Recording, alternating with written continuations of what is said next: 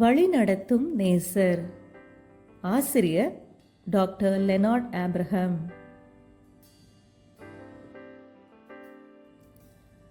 அத்தியாயம் 1. வழிநடத்தும் நேசர். உலகில் பல்வேறு ஆன்மீக கொள்கைகள் மற்றும் உபதேசங்கள் உண்டு. அவை ஒவ்வொன்றும் ஒரு ஆற்றை போன்றது. எல்லா ஆறுகளும் முடிவில் ஒரு சமுத்திரத்தில் கலந்து விடுவதைப் போன்று எல்லா மதங்களும் போதனைகளும் நித்தியத்திற்கு மனிதனை வழிநடத்தக்கூடியவை என்றும், இந்த உலகில் எவ்விதமான துன்மார்க்க ஜீவியம் செய்தாலும் அன்பே உருவான தேவன் மனிதனை தண்டியாது சொர்க்கத்தை தருவார் என்று சொல்லியும் சாத்தான் அநேகருடைய ஆவிக்குரிய கண்களை குருடாக்கியுள்ளான். இயேசு நானே வழி என்று சொன்னார். நானும் ஒரு வழி என்று சொல்லவில்லை. இந்த வழியில் நாம் செல்லும் போது மட்டுமே தேவன் நம்மை வழிநடத்த முடியும்.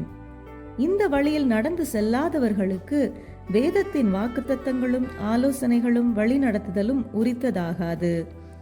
மனுஷனுடைய வழி அவனாலே ஆகிறதல்ல, தன் நடைகளை நடத்துவது நடக்கிறவனால் ஆகிறதல்ல.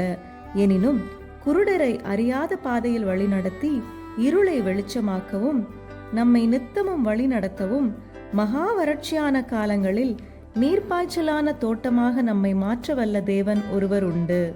அவரே நம்மை வழிநடத்தும் நேசராக இருத்தல் வேண்டும். ஒரு வழி உண்டு, அது பரிசுத்த வழி எனப்படும்.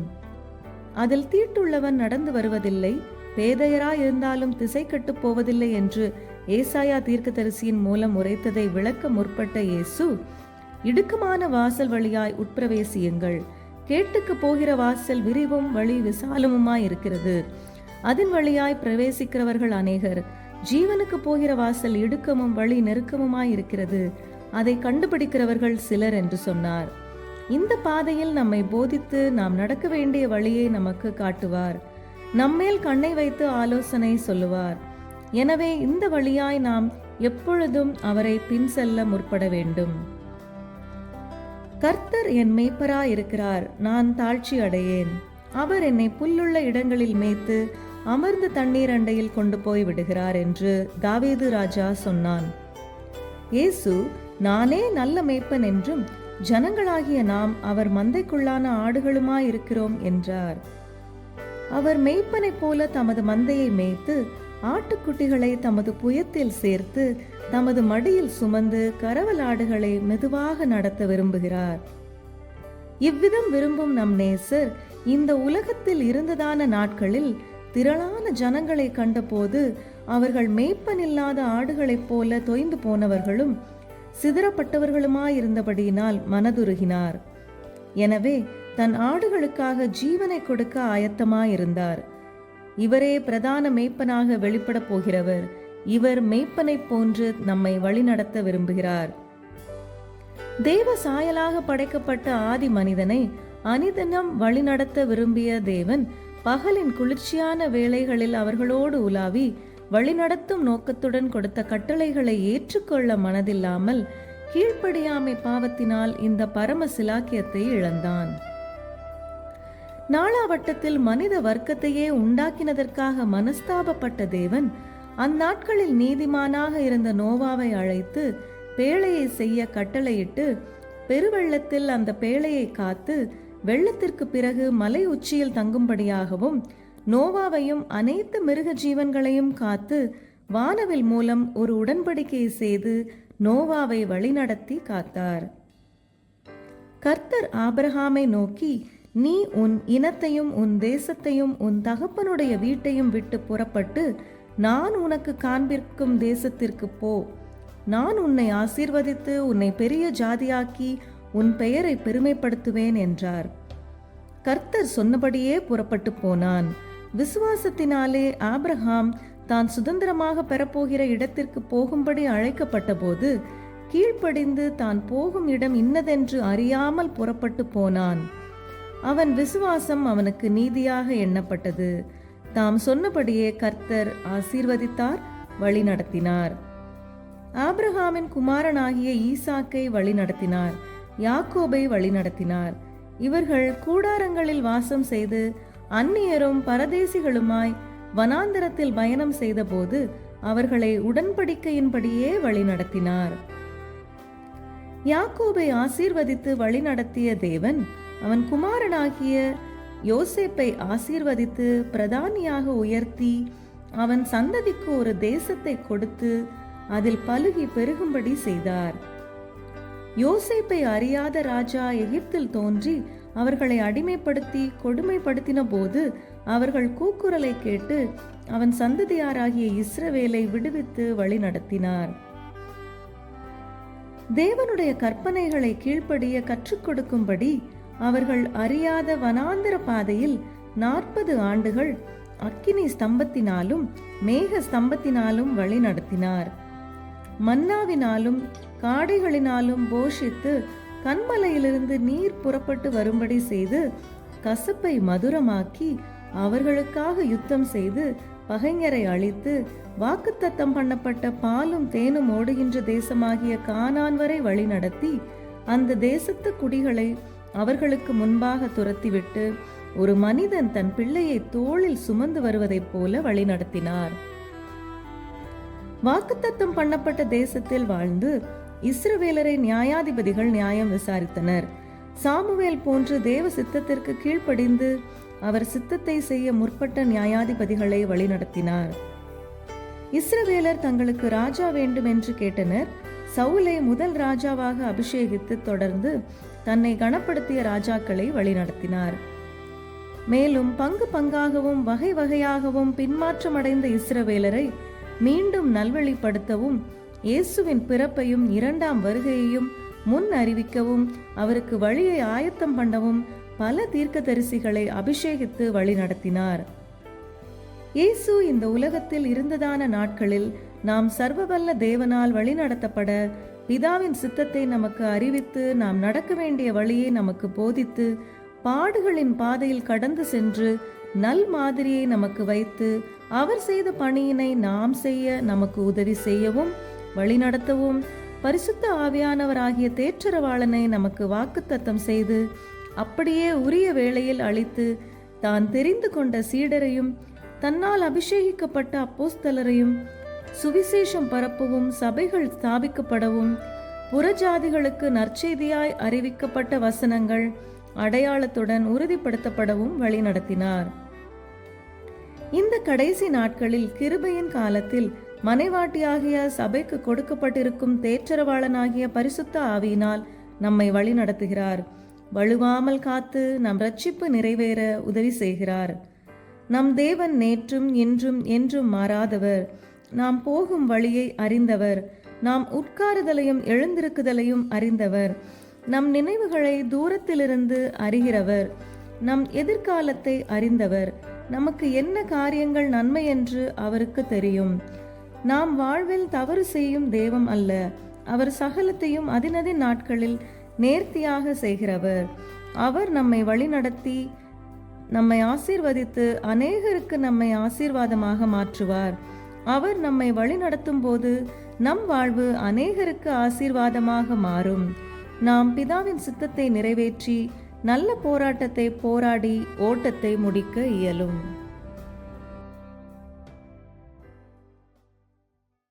அத்தியாயம் 2. குருடரை போல வழி நடத்துவார். இயேசு கிறிஸ்துவை சொந்த இரட்சகராக ஏற்றுக்கொண்ட ஒரு விசுவாசி தனக்கென்று வாழாமல் கிறிஸ்துவுக்கென்றே வாழுகிறான். சுய சித்தத்தை தன் வாழ்வில் செயல்படுத்தாமல் தேவ சித்தம் மட்டுமே தன் வாழ்வில் செயல்பட தன்னை அர்ப்பணிப்பதால் தான் விரும்பி செய்ய வேண்டுமென்று நினைக்கும் காரியங்களை செய்யாமல் தான் எதிர்காலத்திற்கென்று திட்டங்களை தீட்டாமல் தேவன் தன் கரத்தை பிடித்து நடத்த முழுவதும் ஒப்பு கொடுத்து ஜீவிக்கிறான். இப்படியாக வாழும்போது மட்டுமே குருடரை அறியாத வழியில் நடத்த தெரியாத பாதையில் அவர்களை அழைத்து கொண்டு வந்து இருளை வெளிச்சமாக்கி கைவிடாதிருப்பேன் என்ற வாக்கின்படி நம்மை அவர் வழி நடத்தி செல்ல இயலும்.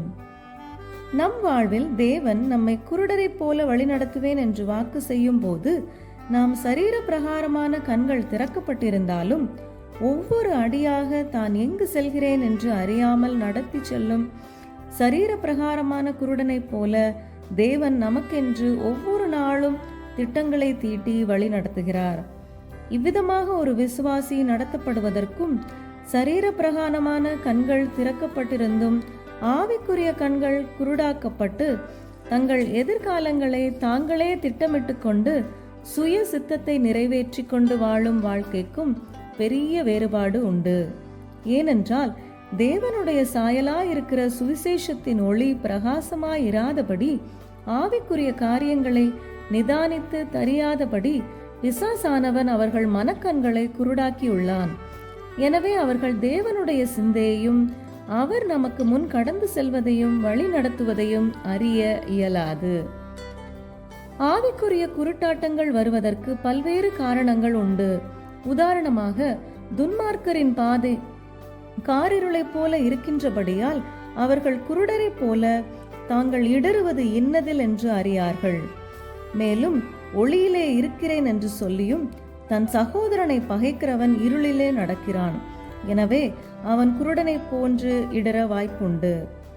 தேவனை குறித்து வாயினால் அறிக்கை பண்ணி தங்கள் இருதயம் தேவனுக்கு தூரமாயிருந்து பாரம்பரியங்களுக்கு முக்கியத்துவம் கொடுத்த பரிசேயர் சதுசேயர் குருடருக்கு வழிகாட்டுகின்ற குருடராய் இருக்கிறார்கள் என்று இயேசு சொன்னார். பாவம், பின்மாற்றம், பெருமை, குரோதம், பாரம்பரியம், அவிசுவாசம், சுயநீதி போன்ற பல்வேறு காரணங்களால் ஆவிக்குரிய கண்கள் குருடாகப்படலாம். ஆபிரகாமை தேவன் பெயர் சொல்லி அழைத்து அவனோடு உடன்படிக்கை செய்து ஆசீர்வதிக்கிறேன் என்று சொன்னபடி அவனை ஆசீர்வதித்து அவனையும் அவன் சந்ததியையும் வழி நடத்தி குருடனைப் போல தான் போகும் இடம் என்னதென்று அறியாமல் புறப்பட்டு சென்றாலும் அவன் விசுவாசத்தை நீதியாக எண்ணி வழி நடத்தினார். யோசேப்பை ஆசீர்வதிப்பதாக தேவன் அவனுடன் சொன்ன சொப்பனங்கள் மூலம் வாலிப நாட்களில் பேசினார். அவன் வாக்குத்தத்தங்களை பெற்ற நாட்கள் முதல் அவைகள் நிறைவேறும் நாட்கள் வரை அனைத்து எதிர்காலமும் இருளாகவும் தேவ வாக்குத்தத்தங்கள் நிறைவேறுவதற்கு முரணாகவும் இருந்தது. தன் சகோதரரால் பகைக்கப்பட்டு குழியில் போடப்பட்டு பின்பு இஷ்மவேலருக்கு விற்கப்பட்டு செய்யாத குற்றங்களுக்காக போத்திபாரால் சிறையில் அடைக்கப்பட்டான். ஆனாலும் குருடனைப் போல தேவனை நம்பி விசுவாசித்த அவனை வழி நடத்தி பிரதானியாக உயர்த்தி காரிய சித்தியை கட்டளையிட்டு ஆசீர்வதித்தார். தேவனுடைய சமூகத்தில் காத்திருக்கிறவனாகிய எலியா நான் கூறும் வரை மழை பொழியாது என்று ஆகாப் ராஜாவிடம் கூறிய பின்பு தேவன் அவனை கேரீத் ஆற்றண்டையில் ஒளிந்து கொண்டிருக்கும்படி கட்டளையிட்டார். அவன் அப்படியே செய்தான். அந்த நாள் முதல் அவன் எதிர்காலம் அவனுக்கு புலனாகாமல் இருந்தாலும் ஒரு குருடனை வழி நடத்துவதைப் போல வழி நடத்தி போஷித்து அவன் தேவைகளை அனுதினம் காகங்கள் மூலம் சந்தித்து போஷித்தார். பின்பு சாரிபாத் ஊருக்கு செல்லும்படி கட்டளை கொடுத்து ஒரு ஏழை விதவையின் மூலம் போஷித்தார். அவனை ஒரு குறையுமின்றி பஞ்ச நாட்களில் காத்தார். வைராக்கியம் கொண்டவனாக தமஸ்குவின் பாதையில் கிறிஸ்தவர்களை துன்புறுத்த கடந்து சென்ற சவுலை பெயர் சொல்லி அழைத்து அவன் ஆவிக்குரிய சரீர குருட்டாட்டத்தை நீக்கி பாடுகளின் பாதையில் தன் சித்தப்படி வழி நடத்தினார். நம் சரீர ஆவிக்குரிய ஜீவியங்களில் அநேக காரியங்கள் நமக்கு புதிராக இருக்கலாம். எனினும் நம்மை அழைத்த தேவன் உண்மையுள்ளவர். அவர் வாக்கு மாறாதவர். குருடரை போன்று வழி நடத்தி கைவிடாமல் காத்துக்கொள்வார். மனிதராகிய நாம் குறுகிய எதிர்நோக்குடையவர்கள். ஆனால் தேவன் நம் நீண்ட எதிர்காலத்தை அறிந்தவர்.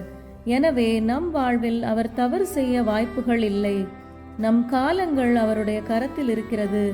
அவர் நம்மை நித்தமும் வழி நடத்துவார்.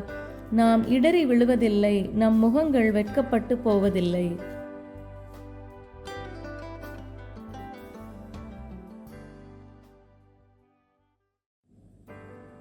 அத்தியாயம் 3. உபத்திரவத்தின் பாதையில் வழி நடத்துவார். இயேசு கிறிஸ்துவை தன் சொந்த இரட்சகராக ஏற்றுக்கொண்டு அவருடைய சித்தத்தை நிறைவேற்றும் விசுவாசியின் வாழ்க்கை மலர் படுக்கையாக அமையும் என்று எண்ணுவது தவறு. இந்த உலகத்தில் உங்களுக்கு உபத்திரவம் உண்டு, ஆனாலும் திடன் கொள்ளுங்கள், இந்த உலகத்தை ஜெயித்தேன் என்று இயேசு சொன்னார். அநேக உபத்திரவங்களின் வழியாய்தான் பரலோகத்தில் பிரவேசிக்க வேண்டும் என்றும் பயங்கர உபத்திரவத்தின் கயிறுகளால் கட்டப்பட்டாலும் அவரை அடங்கி சேவித்தால் அவர் நம் வாழ்வை செல்வ வாழ்வாக்குவார். அவர் நம்மை வழி நடத்துவார் என்றும் வேதம் சொல்லுகிறது. யோபு என்ற பக்தன் அக்கினி பொறிகள் மேலே பறக்கிறது போல மனுஷன் வருத்தம் அனுபவிக்க பிறந்திருக்கிறான் என்றும், ஸ்திரீயினிடத்தில் பிறந்த மனுஷன் சஞ்சலம் நிறைந்தவனும் வாழ்நாள் குறுகினவனுமாயிருக்கிறான் என்றார். மச்சங்கள் கொடிய வலையில் அகப்படுவதைப் போலவும், குருவிகள் கண்ணியில் பிடிபடுவதைப் போலவும், மனுபுத்திரர் சடுதியில் தங்களுக்கு நேரிடும் ஆபத்தில் அகப்படுகிறார்கள் என்றும், நான் கையிட்டு செய்த காரியங்களை எல்லாம் கண்ணோக்கும் போது அனைத்தும் மாயையும் மனதுக்கு சஞ்சலமுமாயிருக்கிறது என்றும் சாலமோன் ஞானி கூறியுள்ளார். உபத்திரவம் பொல்லாத மனுஷரால், உறவினரால், சாத்தானால், தேவனால் அனுமதிக்கப்பட்டும் வரலாம். எனினும் தேவனால் வழிநடத்தப்படும் விசுவாசி இதை குறித்து கலங்க வேண்டியதில்லை. ஏனென்றால் கர்த்தரை நேசிக்கிறவர்களுக்கு சகலமும் நன்மைக்கு ஏதுவாக நடக்கிறது. மேலும் காணப்படுகிறவைகளை அல்ல, காணப்படாதவைகளை நோக்கி இருக்கிற நமக்கு அதிசீக்கிரத்தில் நீங்கும் லேசான உபத்திரவம் மிகவும் அதிகமான கனமகிமையை உண்டாக்குகிறது. எனவே தான் அனுமதித்த பாதையில் கடந்து செல்ல தேவன் கிருபை தருவார். எகிப்து தேசத்தில் அடிமைத்தனத்தில் இருந்த இஸ்ரவேலர் பார்வோனின் ஆளோட்டிகளினால் மிகுந்த உபத்திரவத்திற்குள்ளானார்கள்.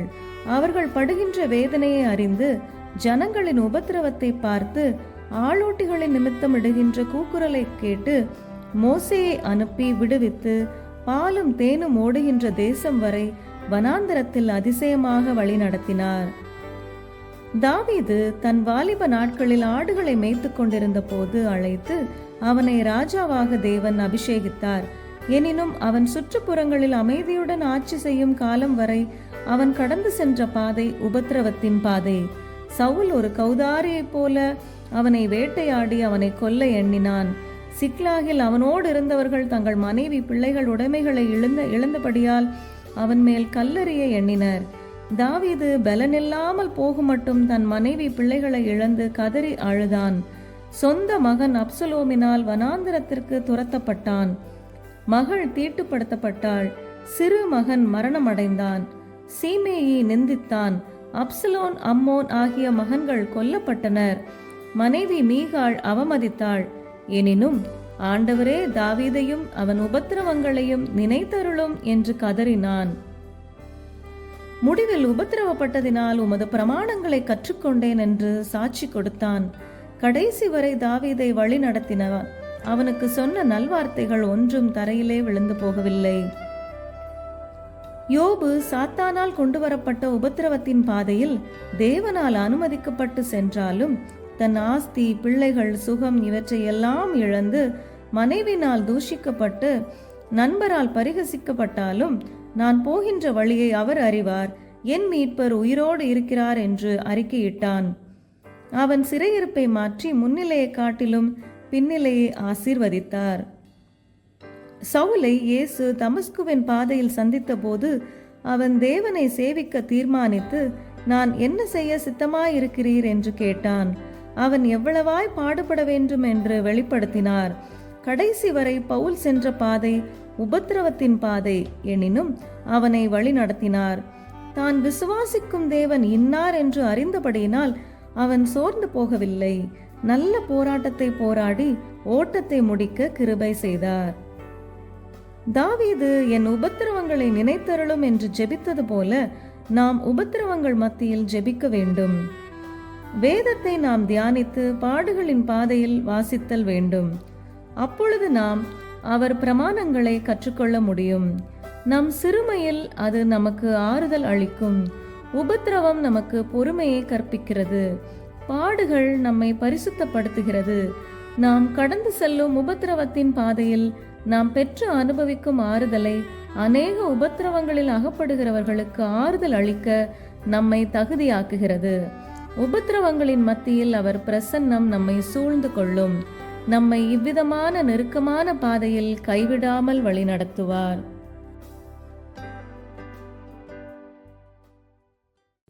அத்தியாயம் 4. செழிப்பான இடத்திற்கு வழிநடத்துவார். தாவீது தன் இளவயதில் ராஜாவாக அபிஷேகம் பண்ணப்பட்டவன். எனினும் அவன் வாழ்நாளில் பெரும் பகுதி உபத்திரவத்தின் பாதை வழியாய் கடந்து சென்றது. இவ்வித உபத்திரவத்தின் பாதையின் முடிவில் தான் கடந்து சென்ற பாதையை எண்ணி பார்த்த தாவீது மனுஷரை என் தலையின் மேல் ஏறி போக பண்ணினீர். தீயையும் தண்ணீரையும் கடந்து வந்தேன், ஆனாலும் செழிப்பான இடத்திற்கு கொண்டு வந்து விட்டீர் என்று சாட்சி கொடுத்தான். ஆவிக்குரிய ரீதியாகவும் மனுஷர் தலையின் மேல் ஏறி போகின்ற அனுபவங்களை கண்ணோக்கும் போது நம் தலையின் மேலுள்ள மகிழ்ச்சி, அபிஷேகம், ஆசீர்வாதங்கள் இவைகளை தேவனுக்கென்று நாம் வாழ்ந்து கொண்டிருக்கும் போது ஆவியின் அனலை அழித்து போடத்தக்கதாக நம்முடன் இடைப்பட்டு நமக்கு வேதனை உண்டாக்கி சோர்ந்து போவதற்கத்தக்கதாக மனிதன் செயல்படும் விதத்தை இது குறிக்கிறது. இன்று ஒருவேளை தாவீதின் வேதனையின் அனுபவம் நம்முடைய அனுபவமாக இருந்தாலும் காரியங்களின் கடைநிலையை பார்க்கும்போது தாவீதைப் போல செழிப்பான இடத்திற்கு தேவன் நம்மை கொண்டு வருவார். அப்படி செய்யும் வரை நம்மை காத்து வழி நடத்துவார். இவ்விதமாக மனிதர் தன் வாழ்வின் ஆசீர்வாதங்களை மிதியிட்டு செல்வதற்கான காரணங்களை குறிப்பிடும் தாவீது தேவனிடத்தில் இரட்சிப்பு இல்லை என்று அநேகர் ஏளனமாக சொல்வதாகவும், உன் தேவன் எங்கே என்று நித்தமும் எதிரிகள் அவனிடம் கேட்பதினால் இரவும் பகலும் கண்ணீரே தன் உணவாயிற்று என்றும், அவமானம், நிந்தை, வேதனை பாதையில் கடந்து செல்வதால் தேவன் தாவீதின் பட்சத்தின் இல்லை என்று முடிவெடுத்து மக்கள் தன் தலையின் மேல் கடந்து செல்வதாக கூறுகிறான். மோசேயும் ஆரோனும் பார்வோனை சந்தித்து, எபிரேயரின் தேவன் எங்களை சந்தித்தார், எனவே இஸ்ரவேல் மக்களை பலியிட அழைத்து செல்ல வந்தோம் என்று சொன்னபோது, எபிரேயரின் தேவனை நான் அறியேன் என்றான். அசீரியரின் ராஜாவாகிய சனகரிப் எசேக்கியா ராஜாவை எதிர்த்து யுத்தம் செய்ய வந்தபோது தன்னுடைய கரத்திலிருந்து விடுவிக்கும் தேவன் யார் என்று எசேக்கியாவின் தேவ நம்பிக்கையை நிந்தித்தான். சாத்ராக், மேஷாக், ஆபேத்நேகோ என்ற 3 எபிரேய புருஷர் நேபுகாத் நேச்சார் வைத்த சிலையை வணங்க மறுத்தபோது, என் கையிலிருந்தும் அக்கினி சூளையிலிருந்தும் தப்புவிக்கும் தேவன் யார் என்று சவால் விட்டான். ஆனால் மேற்சொன்ன அனைத்து சூழ்நிலைகளிலும் தேவ பக்தரின் விசுவாசம் நிலை பெற தேவன் வல்லமை உள்ளவர் என்று நிரூபித்தார். தன் சகோதரனாகிய ஏசாவை வஞ்சித்து தன் தந்தையை ஏமாற்றி லாபானிடம் தஞ்சம் புகுந்த யாக்கோபின் ஆசீர்வாதங்களை லாபான் வஞ்சிக்க எண்ணினான். எனினும் யாக்கோபு தன் மனைவிகளை பார்த்து, உங்கள் தகப்பன் என்னை வஞ்சித்து என் சம்பளத்தை 10 முறை மாற்றினார், ஆனாலும் என் தேவன் எனக்கு தீங்கு செய்ய இடம் கொடுக்கவில்லை என்று சாட்சி கொடுத்து அந்த இடம் விட்டு ஆசீர்வாதங்களுடன் புறப்பட்டான். நம் வாழ்விலும் நம் ஆசீர்வாதங்களை மற்றவர் அபகரிக்க தேவன் அனுமதிக்க மாட்டார். யோசேப்பை ஆசீர்வதிப்பதாக தேவன் சொப்பனங்கள் மூலம் வாக்களித்தார். இவைகளை குறித்து தன் சகோதரரிடம் சொன்னபோது அவனை கொல்ல எண்ணி குழியில் போட்டனர். பின்பு அடிமையாக விற்று போட்டனர். செய்யாத குற்றத்திற்காக பணிபுரிந்த போர்த்திபாரின் வீட்டிலிருந்து சிறையிருப்புக்கு சென்றான். எனினும் தேவன் உரிய வேளையில் அவனை பிரதானியாக உயர்த்தினார். தேவன் சொன்னபடியே அவன் சகோதரர் அவனை பணிந்தபோது, நீங்கள் எனக்கு தீமை செய்ய நினைத்தீர்கள், தேவனோ இப்பொழுது நடந்து வருகிறபடியே வெகு ஜனங்களை உயிரோடு காக்கும்படி அதை நன்மையாக முடிய பண்ணினார் என்று யோசேப்பு சாட்சி கொடுத்தான். மோசே விவாகம் பண்ணின ஸ்திரீ நிமித்தம் ஆரோனும் மரியாமும் அவனுக்கு விரோதமாக பேசி, உன்னிடம் மட்டும்தான் தேவன் பேசுவாரா, எங்களிடமும் பேசுவார் என்று தர்க்கித்தனர். மிகுந்த சாந்த குணமுள்ள மோசேயை எதிர்த்து துணிகரமாக பேசினபடியால் தேவன் மிரியாமை குஷ்டத்தினால் தண்டித்தார். மோசே தேவனுடைய சிநேகிதன் என்று அழைக்கப்பட்டான். அவனுடன் தேவன் முகமுகமாய் பேசினார். நாம் கடந்து செல்லும் அவமான பாதை ஏற்கனவே இயேசு கடந்து சென்று நமக்கு மாதிரியாக வைத்த பாதை. நாம் அந்த மாதிரியை பின்பற்ற அழைக்கப்பட்டிருக்கிறோம். சிலுவையின் மரண பரியந்தம் அடிமையின் ரூபம் எடுத்து தன்னை தாழ்த்தின அவரை தேவன் அனைத்து முழங்கால்களும் முடங்கத்தக்கதாக உயர்த்தினார். அவ்வண்ணமே தொடர்ந்து மனிதன் நம்மை மிதியடியாகிய பயன்படுத்தி நம்மை அவமானத்திற்குள்ளாக நடத்துவதில்லை. ஆனால் இவ்வித சூழ்நிலைக்குள்ளாக நாம் கடந்து செல்லும் போது தேவனை நிந்தித்து விடாதபடி நம் சோதனை பாதையில் சோர்வடையாமல் அமர்ந்திருந்து தேவன் வைத்திருக்கும் ஆசீர்வாதங்களை பெற்றுக்கொள்ள வேண்டும். கர்த்தரால் மீட்கப்பட்டவர்கள் ஆனந்த களிப்புடன் பாடி சீயோனுக்கு வருவார்கள். நித்திய மகிழ்ச்சி அவர்கள் தலையின் மேல் இருக்கும். சந்தோஷமும் மகிழ்ச்சியும் அடைவார்கள். சஞ்சலமும் தவிப்பும் ஓடிப்போம். ஏற்ற காலத்தில் நம்மை உயர்த்தத்தக்கதாக அவர் பலத்த சத்துவத்தில் நாம் அடங்கி இருக்கும் போது நம்மை தேவன் உயர்த்துவார். நம் முகங்கள் வெட்கப்பட்டு போவதில்லை.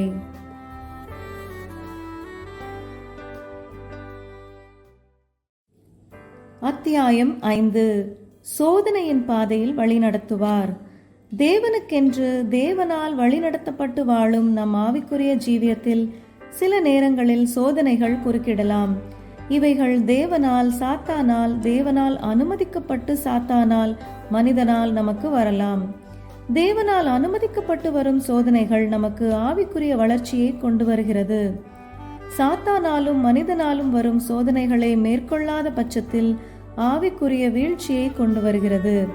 மேலும் நமக்கு நேரிடும் சோதனை அல்லாது மனிதன் தன் சொந்த இச்சையினால் சோதனையின் பாதையில் சிக்கி இழப்புண்டு போகிறான், தனக்குத்தானே கேடுண்டாக்கி கொள்ளுகிறான். இவ்விதமாக சோதனைகளை நாம் மேற்கொள்ளாமல் சோதனைகளினால் மேற்கொள்ளப்படும் போது தேவன் நம்மை வழிநடத்த இயலாது. ஆவிக்குரிய வளர்ச்சியை கொண்டு வரும் நோக்கத்துடன் அனுமதிக்கப்படும் சோதனை பாதையில் நம்மை வழிநடத்தி கைவிடாமல் காத்து எந்த நோக்கத்துடனும் அனுமதித்தாரோ அந்த நோக்கத்தை நிறைவேற்றி தேவனை நேசிக்கிறவர்களுக்கு சகலமும் நன்மைக்கு ஏதுவாக நடக்கிறது என்ற வாக்கின்படி சகலத்தையும் நமக்கு சாதகமும் நன்மையுமாக தேவன் மாற்றுகிறார். அழிந்து போகிற பொன் அக்கினியினால் சோதிக்கப்படும்.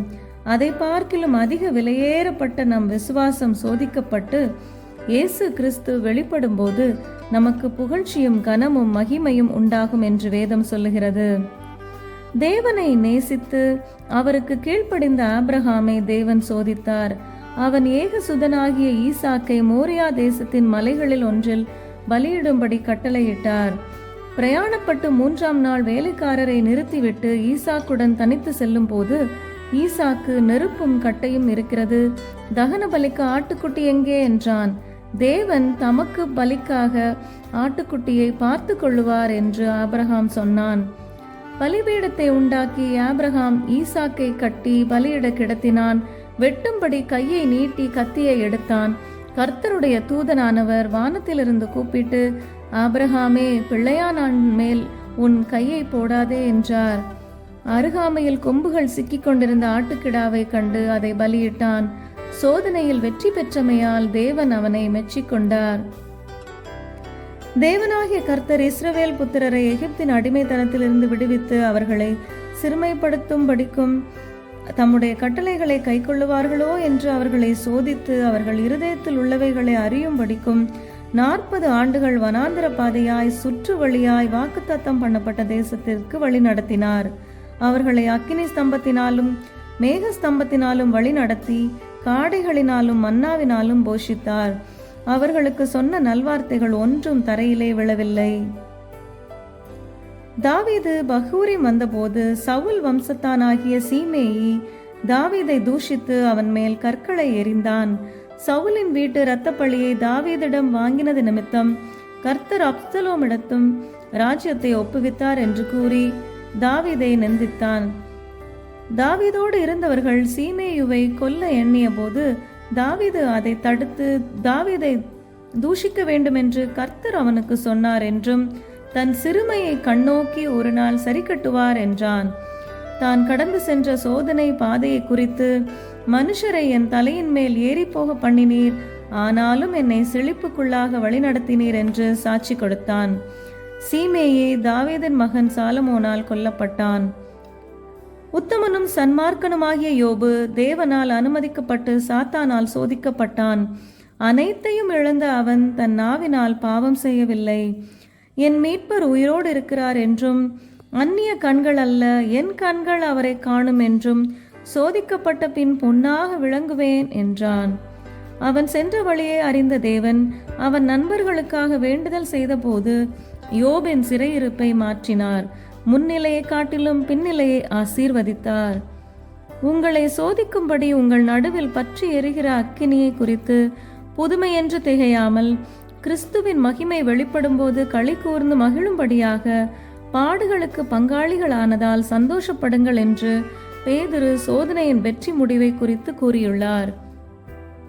உபத்திரவத்தின் குகையில் புடமிட்டு தெரிந்து கொள்ளும் தேவன் அக்கினியில் நடக்கும்போது நாம் வேகாமல் காத்து கொள்வார். சோதனையை சகிக்கிற மனுஷன் பாக்கியவான். அவன் உத்தமன் என்று விளங்கின பின்பு தம்மிடம் அன்பு கூறுகிறவர்களுக்கு வாக்குத்தத்தம் பண்ணின ஜீவ கிரீடத்தை பெறுவான்.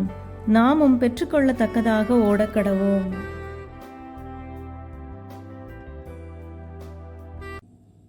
அத்தியாயம் 6. தடைகளை நீக்கி வழி நடத்துவார். ஆவிக்குரிய ஜீவியத்தில் விசுவாசி ஒவ்வொரு நாளும் முன்னேறி செல்ல வேண்டும்.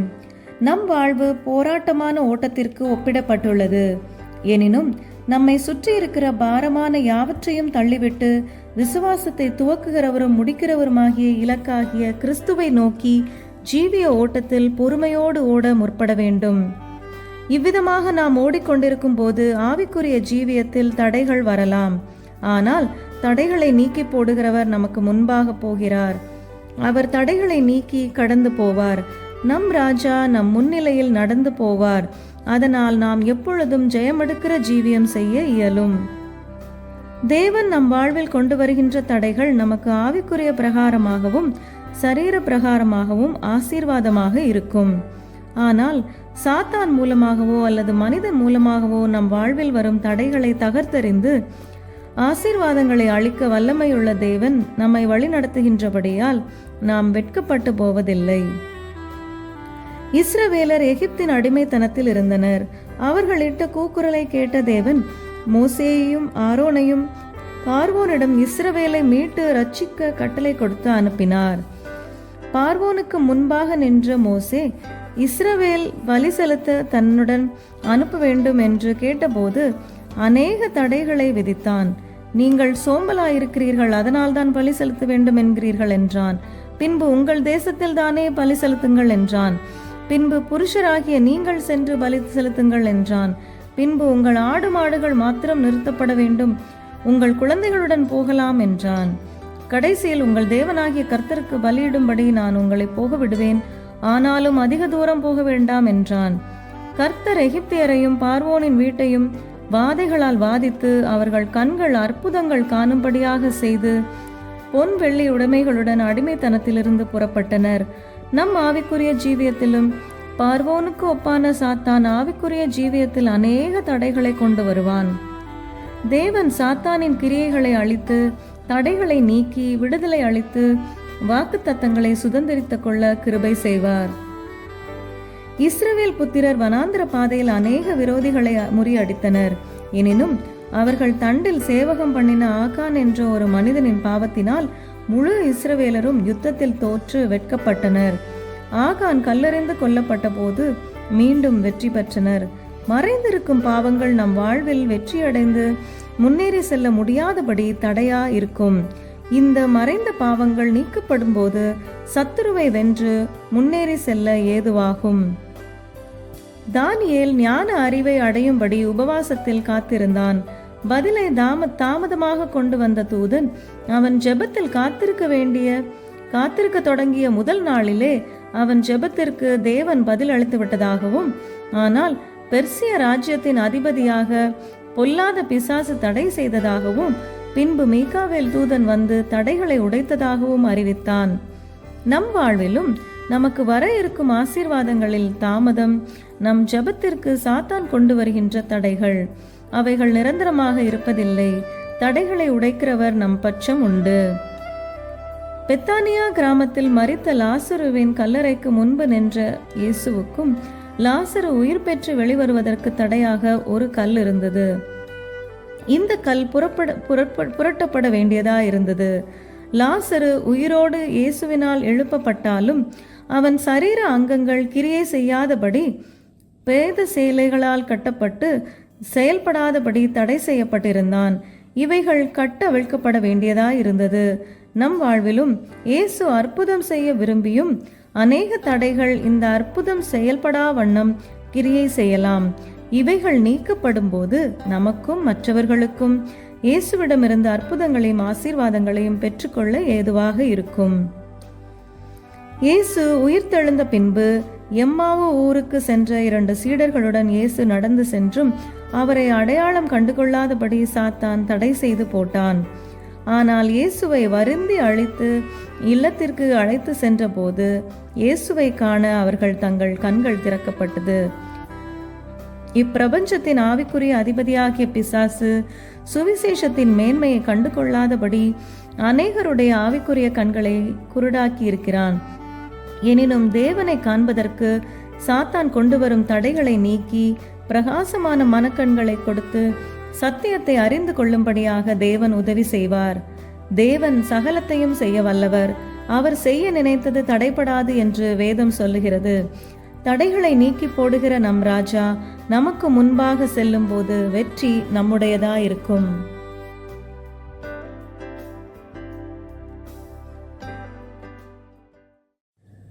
அத்தியாயம் 7. ஆலோசனை சொல்லி நடத்துவார். தேவன் ஒரு விசுவாசியின் வாழ்வில் அக்கறை கொண்டவர். ஒவ்வொரு நாளும் அவன் நடக்க வேண்டிய வழியை போதித்து அவன் மேல் கண்ணை வைத்து ஆலோசனை சொல்லுபவர்.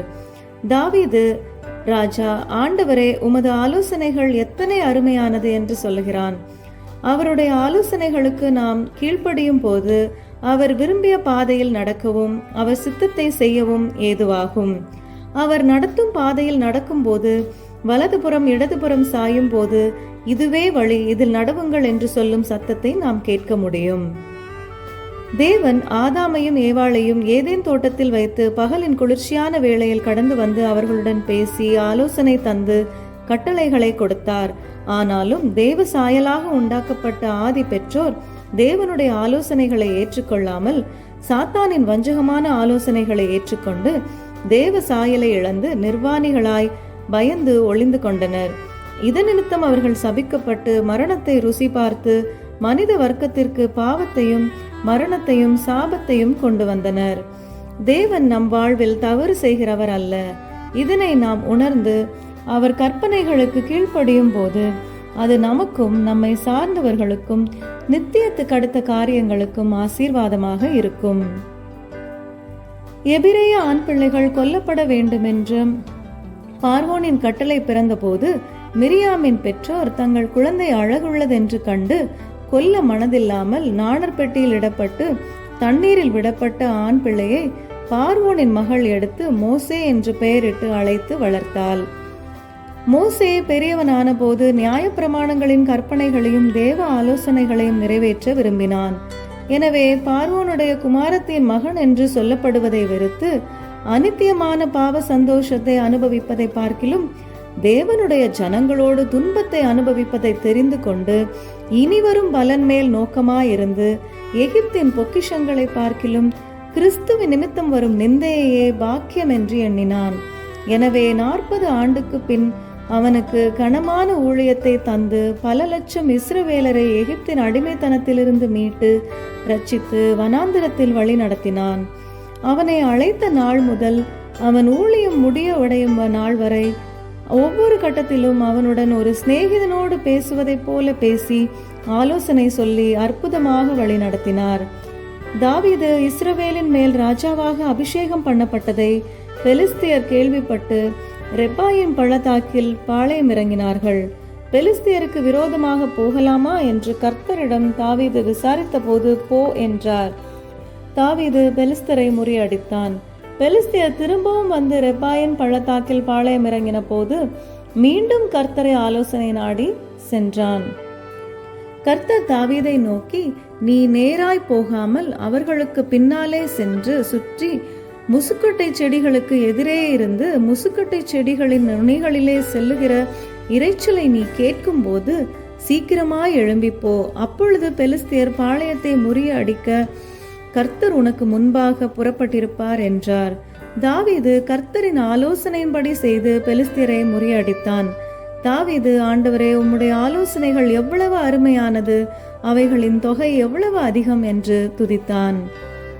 சவுலை தேவன் தமஸ்குவின் பாதையில் சந்தித்த போது, ஆண்டவரே, என்ன செய்ய சித்தமாயிருக்கிறீர் என்றான். அவனை அன்று முதல் ஊழிய பாதையில் தம் ஆலோசனைகளை தந்து வழி நடத்தினார்.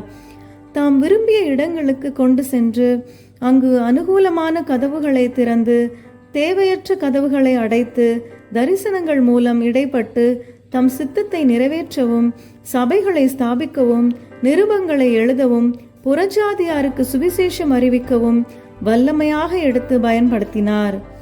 தேவனுடைய ஆலோசனைகள் மட்டும் நிலை நிற்கும். தேவனுக்கு விரோதமாக ஆலோசனை தந்த பிலாயிம், ரெகோபயாம், அகிதோபேல், யூதாஸ் ஆகிய இவர்கள் மடிந்து போனார்கள். தேவன் நம்மை போதித்து நாம் நடக்க வேண்டிய வழியை காண்பிப்பார். நம்மேல் கண்ணை வைத்து ஆலோசனை சொல்லுவார். நாம் அவருடைய ஆலோசனை நிறைவேற்றும் போது அவர் நம்மை நித்தமும் வழி நடத்தி கடைசி வரை வழுவி விடாமல் காத்துக்கொள்வார்.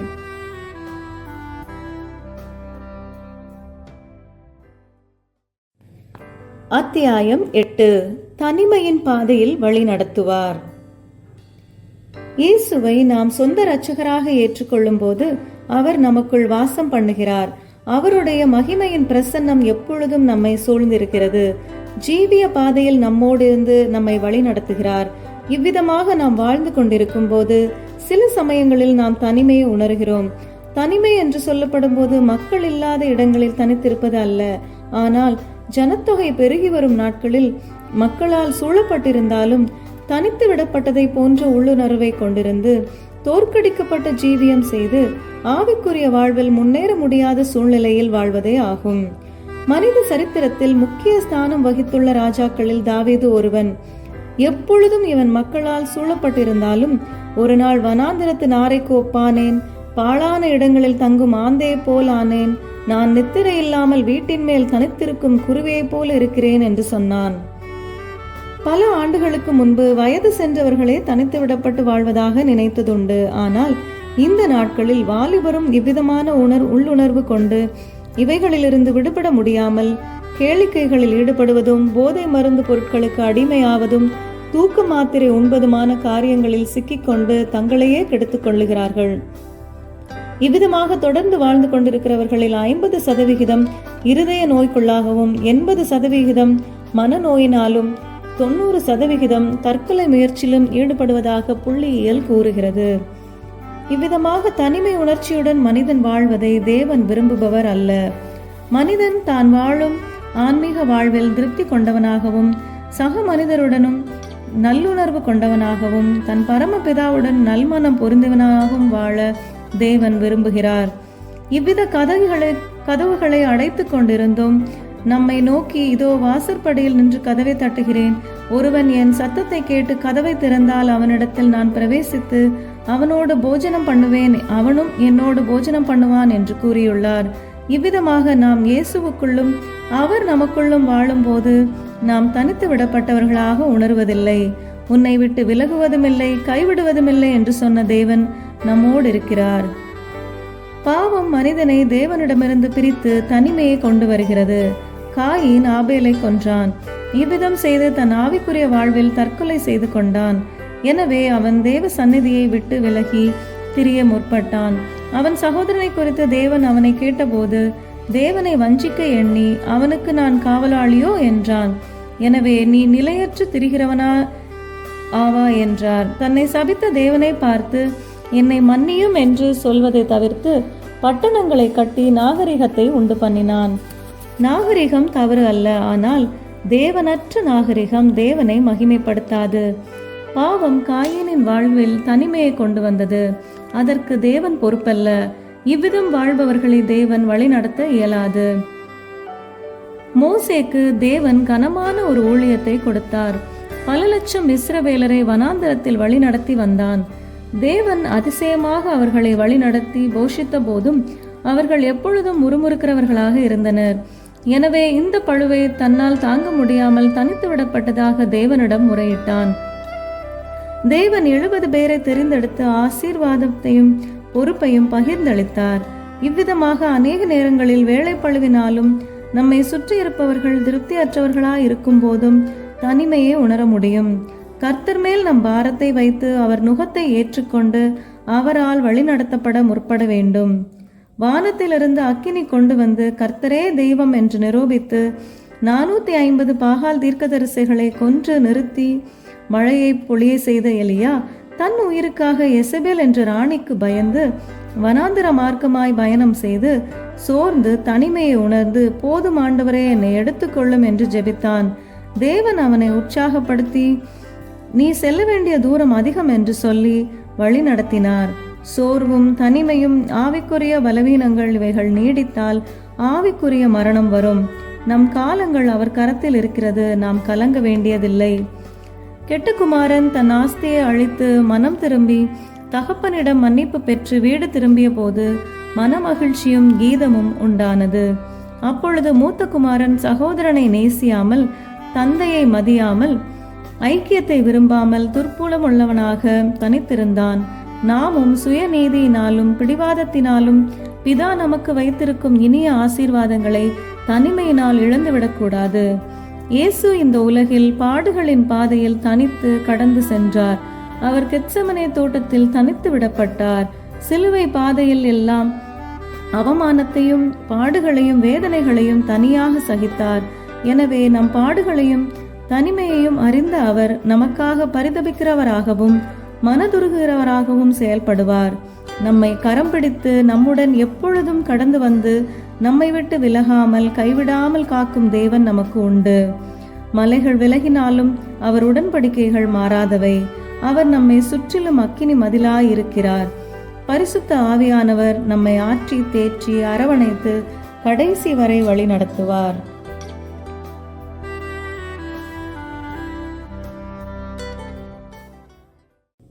அத்தியாயம் 9. வனாந்தர பாதையில் வழி நடத்துவார். இஸ்ரவேலை ஆசீர்வதிப்பதே தேவனுடைய சித்தமாயிருக்கிறது.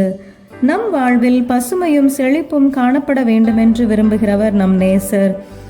அமர்ந்த தண்ணீரண்டை கொண்டு சென்று புல்லுள்ள இடங்களில் மேய்க்கிறவர் நம் மேய்ப்பர். நாம் நீரூற்றண்டையில் நாட்டப்பட்டவர்களாகவும் நம் சூழ்நிலைகள் பசுமையாக காணப்பட்டாலும் எப்பொழுதும் பசுமை நிலவ வேண்டும் என்பது கட்டாயம் அல்ல. சில நேரங்களில் தேவன் நம் வாழ்வில் வறட்சியை கட்டளையிடக்கூடும். மேலும் தேவனால் அனுமதிக்கப்பட்டு சாத்தான் மூலமாகவும் மனிதன் மூலமாகவும் வறட்சி வரலாம். தேவனால் அனுமதிக்கப்பட்ட வனாந்தர பாதையில் தேவன் நம்மை நிச்சயம் வழிநடத்துவார்.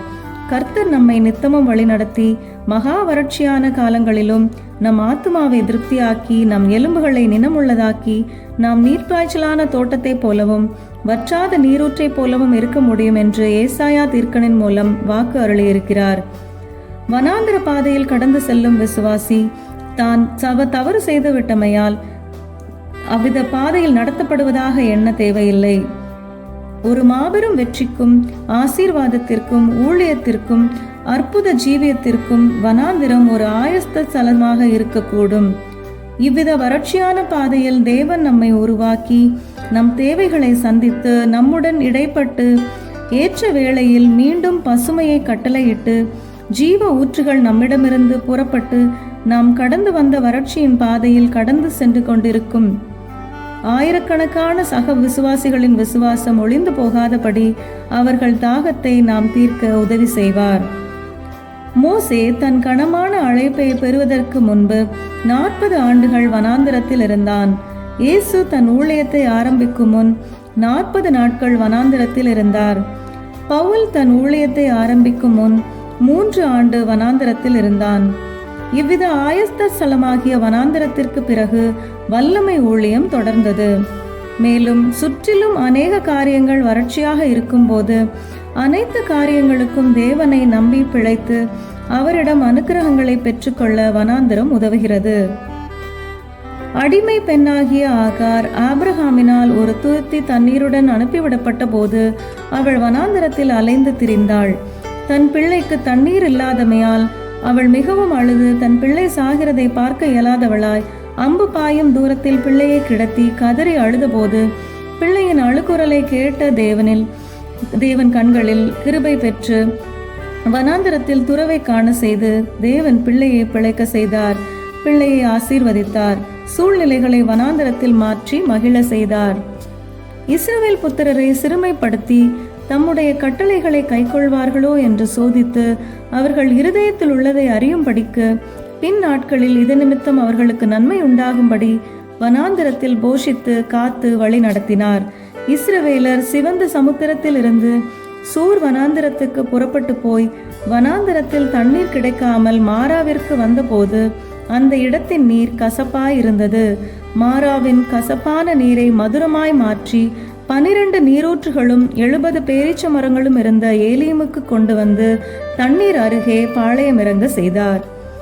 நம் தேவன் வனாந்திரத்தில் நம்மை வழி நடத்தி அற்புதம் செய்யும் தேவன். வனாந்திரமும் வறண்ட நிலமும் மகிழ்ந்து கடுவெளி கழித்து புஷ்பத்தை போல மலரும் என்றும் வனாந்திரத்திலே வழியையும் அவாந்திர வழியிலே ஆறுகளையும் உண்டாக்குவேன் என்றும் முச்செடிக்கு பதிலாக தேவதாரு விருட்சமும் காஞ்சரிக்கு பதிலாக மிருது செடியும் எழும்பும் என்று நமக்கு வாக்களித்துள்ளார். கர்த்தர் சீயோனுக்கு ஆறுதல் செய்வார். அதன் பாழான ஸ்தலங்களை எல்லாம் தேர்தல் அடைய செய்து அதன் வனாந்திரத்தை ஏதேனை போலவும் அதன் அவாந்திர வெளியை கர்த்தரின் தோட்டத்தை போலவும் ஆக்குவார். ஒரு மனிதன் தன் பிள்ளையை சுமந்து கொண்டு போவது போல சுமந்து நடந்து வந்த பாதைகளிலெல்லாம் நடத்தி, கழுகு தன் கூட்டை கலைத்து தன் குஞ்சுகள் மீது அசைவாடி தன் செட்டைகளை விரித்து அவைகளை எடுத்து அவைகளை தன் செட்டைகளின் மேல் சுமந்து கொண்டு போவது போல் கர்த்தர் ஒருவரே வழி நடத்தி வனாந்திரத்தின் முடிவில் பாலும் தேனும் ஓடுகின்ற வாக்குத்தத்தம் பண்ணப்பட்ட தேசத்திற்கு கொண்டு சென்றது போல ஆவிக்குரிய இஸ்ரவேலராகிய நம் வாழ்வில் வனாந்திர பாதையில் நாம் கடந்து சென்றாலும் நம்மை காத்து உணர்த்தி வனைந்து ஆசீர்வதித்து பசுமையை கட்டளையிட்டு அநேகருக்கு ஆசீர்வாதமாக்குவார். வாக்குத்தத்தம் பண்ணப்பட்ட நித்திய இளைப்பாறுதலை அளிப்பார். நம் வறட்சியும் துக்க நாட்களும் நிரந்தரமாக முடிந்து போகும். ஜீவ விருட்சங்கள் உள்ள நாட்டில் அவருடன் என்றென்றுமாக வாழ்வோம்.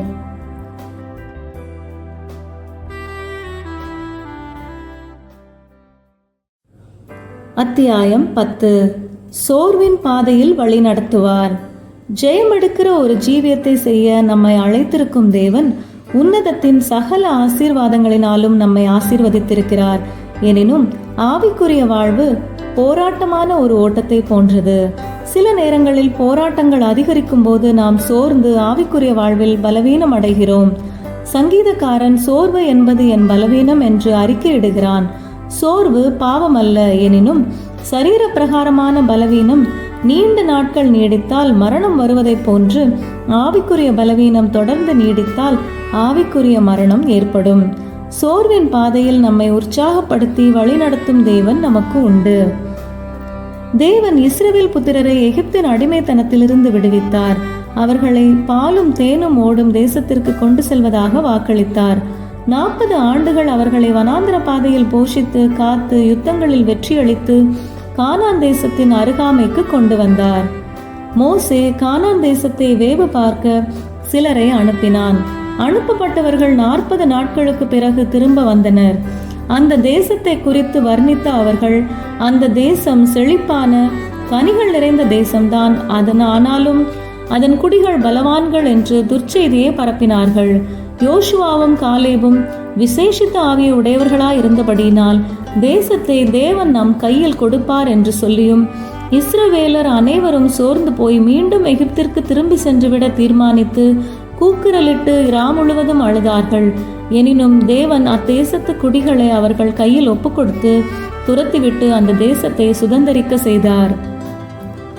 யோபு உத்தமனும் சன்மார்க்கனுமாயிருந்தும் சாத்தானால் சோதிக்கப்பட்ட போது தன் பிள்ளைகள், ஆஸ்தி, சுகம் ஆகியவற்றை இழந்து மனைவியினால் தூஷிக்கப்பட்டு நண்பரால் நிந்திக்கப்பட்டு இனஜன பந்துக்களால் பரிகசிக்கப்பட்டான். அவ்வித சூழ்நிலையில் அவன் உள்ளந்திரியங்களில் சோர்வு ஏற்பட்டதாக கூறுகிறான். எனினும் தான் போகும் வழியை தேவன் அறிந்ததாகவும் தான் விசுவாசிக்கும் மீட்பர் உயிரோடு இருப்பதாகவும் அறிக்கையிட்டு நம்பிக்கை தளரவிடாமல் உறுதியாயிருந்து தன் நண்பருக்காக வேண்டிக் கொண்ட போது கர்த்தர் அவன் சிறையிருப்பை மாற்றினார். முன்னிலையை காட்டிலும் பின்னிலையை ஆசீர்வதித்தார்.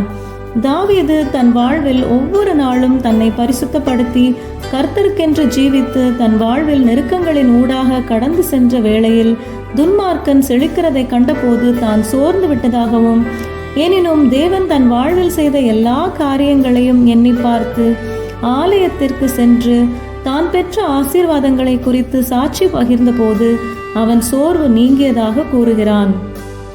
கர்த்தர் யோனாவை நோக்கி மாநகரமாகிய நினிவேக்கு போய் வரவிருக்கும் அழிவை குறித்து பிரசங்கிக்க சொன்னபோது அவன் வேறு மார்க்கமாய் தர்ஷீத்துக்கு சென்று வழியில் புயலில் சிக்கி தண்ணீரில் எறியப்பட்டு மீன் வயிற்றில் 3 நாட்கள் இருந்து பின்பு தேவ கட்டளைப்படி கரையில் மீனினால் காக்கப்பட்டு மீண்டும் நினிவே சென்று பிரசங்கித்து அனைவரும் அவன் செய்தியினால் மனம் திரும்பினர். எனினும் பட்டணம் அழியும் என்று தான் சொன்ன தீர்க்க தரிசனம் நிறைவேறவில்லை என சோர்ந்து ஒரு குடிசை போட்டு பட்டணத்திற்கு சம்பவிப்பது என்ன என்று பார்க்க காத்திருந்த போது ஒரு ஆமணக்கை தேவன் வளரவிட்டு அதன் நிழலில் யோனாவின் மனம் அடிவு நீங்க செய்தார். எனினும் ஒரு பூச்சியினால் ஆமணக்கு அழிக்கப்பட்டு வெயில் அவன் மேல் பட்டபோது நான் சாகிறது நல்லது என்று சொல்லி சோர்ந்து போனான். இயேசு கலிலேயா கடல் அருகே மலையில் ஏறி பிரசங்கம் பண்ணினார். சீஷர்கள் ஜனங்களை அனுப்பிவிட ஆலோசனை கூறிய போது இயேசு, இந்த ஜனங்களுக்காக பரிதபிக்கிறேன், இவர்களை பட்டினியாய் அனுப்பிவிட்டால் சோர்ந்து போவார்கள் என்றார். சீஷர்கள் பணம் கொடுத்து உணவு வாங்கி அனைவரையும் போஷிக்க இயலாது என்றபோது அவர்கள் கொண்டு வந்த ஒரு அப்பத்தையும் சில சிறு மீன்களையும் பெற்று ஆசீர்வதித்து 4000 புருஷரை போஷித்தார். மீதத்தை 7 கூடையில் எடுத்தனர். இயேசு நம் ஆவிக்குரிய தேவைகளை சந்திக்கிறவர் மட்டுமல்லாது நம் சரீர பிரகாரமான தேவைகளையும் சந்தித்து நம் ஆத்மா வாழ்வது போல எல்லாவற்றிலும் வாழ்ந்து சுகித்திருக்க கிருபை செய்வார், வழி நடத்துவார். இயேசு ஜனக்கூட்டத்தின் மத்தியில் இருந்தபோது ஒரு மனுஷன் அவரிடம் தன் மகனை கொண்டு வந்து, ஒரு அசுத்த ஆவி அவனை பிடித்திருப்பதாகவும் அடிக்கடி அது அவனை அலைக்கழித்து நுரை தள்ளி பல்லை கடித்து சோர்ந்து போக செய்வதாகவும் சீஷர்களால் ஒன்றும் செய்யக்கூடாமல் போயிற்று என்றும், நீர் ஏதாவது செய்யக்கூடும் என்றால் செய்ய வேண்டுமென்று கேட்டுக்கொண்டான். இயேசு அந்த பிசாசினை அதட்டி துரத்தி அவன் விசுவாசத்தை பலப்படுத்தி பிசாசின் பிடியில் சோர்வடைந்திருந்த அந்த மனிதனின் மகனின் சோர்வை நீக்கினார். ஆபத்தில் நாம் சோர்ந்து போனால் நம் பலன் குன்றியது என்று வேதம் சொல்லுகிறது. சிட்சையின் பாதையிலும் உபத்திரவத்தின் பாதையிலும் ஊழியத்தின் பாதையிலும் சோர்ந்து போகாமல் இடைவிடாமல் ஜெபிக்கிறவர்களாகவும் காத்திருக்கிறவர்களாகவும் வாழ வேதம் நமக்கு அறிவுரை கூறியுள்ளது. சோர்ந்து போகாமல் நற்கிரியைகளை செய்து மகிமையையும் அழியாமையையும் தேடுகிறவர்களுக்கு தேவன் நித்திய ஜீவனை அளிப்பார். பூமியின் கடையாந்திரங்களை சிருஷ்டித்த கர்த்தராகிய அநாதி தேவன் சோர்ந்து போவதும் இல்லை. சோர்ந்து போகிறவனுக்கு அவர் பலன் கொடுத்து சத்துவமற்றவனுக்கு சத்துவத்தை பெருக பண்ணுகிறார். இளைஞர் இளைப்படைந்து சோர்ந்து போவார்கள். கர்த்தருக்கு காத்திருக்கிறவர்களோ புது பலன் அடைந்து கழுகுகளைப் போல செட்டைகளை அடித்து எழும்புவார்கள். அவர்கள் ஓடினாலும் இளைப்படையார்கள், நடந்தாலும் சோர்வடையார்கள் என்று நம் தேவன் வாக்கு அருளியுள்ளார். நம்மை பலப்படுத்தி ஸ்திரப்படுத்தி உற்சாகப்படுத்தி தைரியப்படுத்தி நித்தமும் சோர்வடையாமல் வழிநடத்தும் தேவன் நமக்கு உண்டு.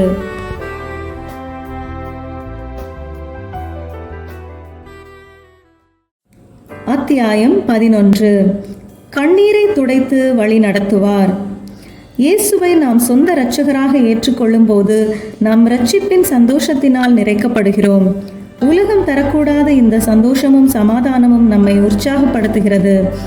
நமக்கு உலக பிரகாரமான அநேக காரியங்கள் இல்லாவிட்டாலும் இந்த சந்தோஷம் குறைந்து போவதில்லை. துன்மார்க்கருக்கு தானியமும் ராட்சசமும் பெருகியிருந்த நாட்களை பார்க்கிலும் அதிகமான சந்தோஷம் தாவீதுக்கு இருந்ததாக கூறுகிறார். இப்படியாக செல்லும் வாழ்க்கை பாதையில் நாம் சில நேரங்களில் உபத்திரவத்தின் கண்ணீரின் வேதனையின் பாதையில் கடந்து செல்ல நேரிடும். இவ்வித சூழ்நிலைகள் மனிதனால், சாத்தானால் அல்லது தேவனால் அனுமதிக்கப்பட்டு வரலாம்.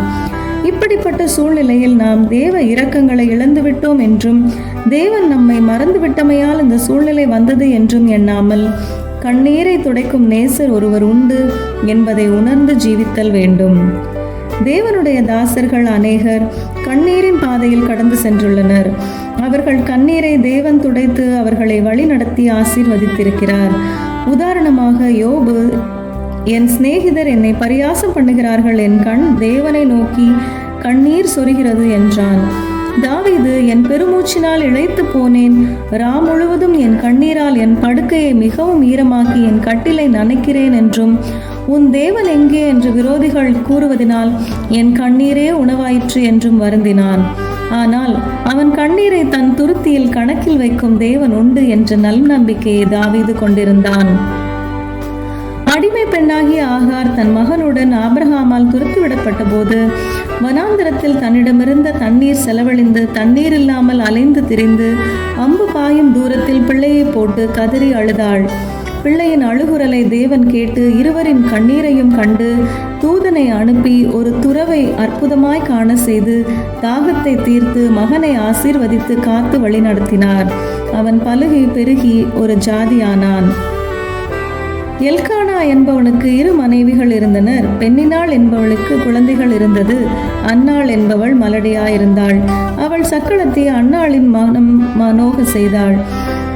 கணவன் அவளை ஆறுதல் படுத்தியும் அவள் ஆறுதல் அடையவில்லை. அன்னாள் மனம் கசந்து அழுது ஆலயத்தில் விண்ணப்பம் பண்ணின போது ஏலி என்ற தேவ ஊழியனும் அவள் அழுகையையும் வேதனையும் அறிந்து கொள்ளவில்லை. கர்த்தர் அன்னாளின் கண்ணீரை கண்டு அவளை நினைத்தருளினார். அவள் மன விருப்பத்தின்படியே ஒரு ஆண் மகனை கொடுத்தார். எசேக்கியா என்ற ராஜா மிகவும் வியாதிப்பட்டான். எலியா அவனிடம் வந்து, உன் வீட்டு காரியங்களை ஒழுங்குபடுத்தும், நீர் பிழைக்க மாட்டீர் என்றான். எசேக்கியா சுவர் பக்கம் தன் முகத்தை திருப்பி மனம் கசந்து அழுதான். கர்த்தாவே, நான் உமக்கு முன்பாக உண்மையும் மன உத்தமமாய் நடந்து உமது பார்வைக்கு நலமானதை செய்தேன் என்பதனை நினைத்தருளும் என்றான். தேவன் அவன் கண்ணீரை கண்டார், தெய்வீக சுகம் தந்தார்.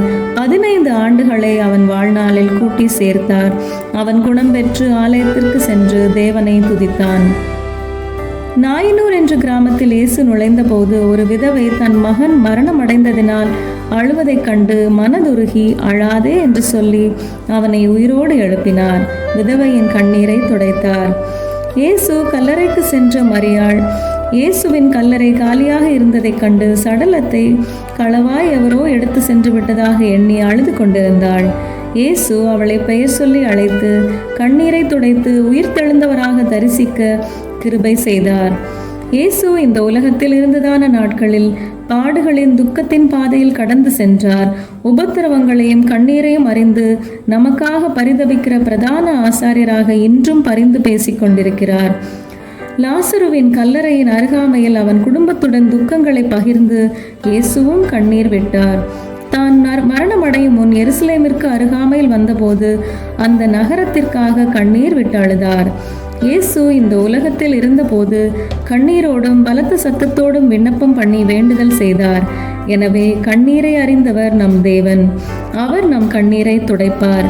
தாவீதை போல பாவங்களுக்கும், பேதுருவை போல பின்மாற்றங்களுக்கும், எரேமியாவை போல ஆத்துமாக்களுக்கும், பவுலை போல கண்ணீருடன் கூடிய ஜெபத்திலும் ஊழியத்திலும், மேலும் நமக்கு ஆவிக்குரிய வளர்ச்சியை கொண்டு வருகின்ற கண்ணீரை தவிர இதர உலக பிரகாரமான காரியங்களுக்காக வேதனைப்பட்டு கண்ணீரை விட்டு துக்கப்படுவதை நாம் தவிர்த்தல் வேண்டும். நான் எருசலேமின் மேல் களி கூர்ந்து என் ஜனத்தின் மேல் மகிழ்ச்சியாயிருப்பேன். அழுகையின் கூக்குரலின் சத்தமும் அதில் கேட்கப்படுவதில்லை என்றும், அழுகை நிறைந்த பள்ளத்தாக்கை உருவ நடைந்து நீரூற்றாக்கிக் கொள்ளுவோம் என்றும், நம் புலம்பலை ஆனந்த களிப்பாக மாற்றுவார் என்றும், சாயங்காலத்தில் அழுகை தங்கும், விடிய காலத்தில் களிப்புண்டாகும் என்றும் வாக்கு கொடுத்துள்ளார். இந்த உலகில் நம் நேசர் கண்ணீர் துடைப்பதுடன் அழுகையில்லா கண்ணீரில்லா நித்திய நாட்டிற்கு நம்மை கொண்டு செல்வார். விசுவாச ஜீவிய பாதையில் கண்ணீர் வரலாம், ஆனால் கண்ணீரின் பாதையில் கண்ணீரை துடைத்து வழிநடத்தும் நல்ல நேசர் உண்டு என்பதையும், நம் கண்ணீர் அனைத்தையும் அவர் கணக்கில் வைத்து பதிலளித்து நம்மை உற்சாகப்படுத்தி நாம் முன்னேறி செல்ல தேவன் கிருபை செய்வார் என்பதையும் மறவாமல் மகிழ்ச்சியுடன் ஜீவித்தல் வேண்டும்.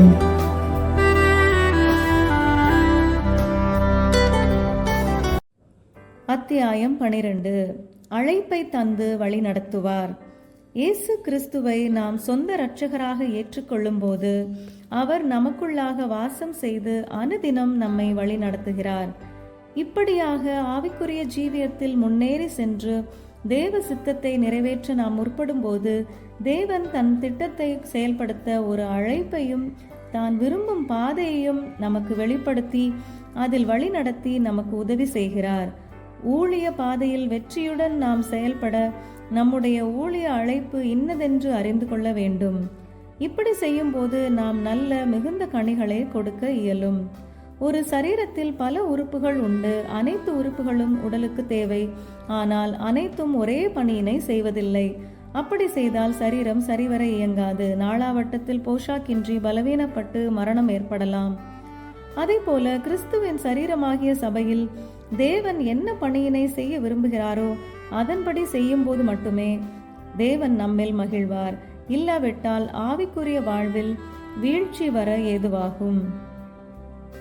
தேவனுடைய ராஜ்யத்தை கட்டி எழுப்பவும் ஆத்தும ஆதாயம் செய்யும் பணி நல்ல கனி கொடுக்கும் நோக்கத்துடன் பராமரிக்கப்பட்டு வரும் ஒரு திராட்சை தோட்டத்தில் உள்ள பல்வேறு பணிகளுக்கு ஒப்பிடப்பட்டுள்ளது. விசுவாசிகளான அனைவரும் ஒரே பணியினை செய்தால் நல்ல கனிகளை நம் நேசர் பெற இயலாது. எனவே எஜமானாகிய நம் நேசர் தமது சித்தப்படி ஒவ்வொருவருக்கும் சில பணிகளை திட்டமிட்டு அளித்து அதை செய்ய கிருபையையும் பலனையும் தருகிறார். இந்த பணிகளை செய்யும் போது மட்டுமே நம் நேசர் நம்மில் மகிழ்வார்.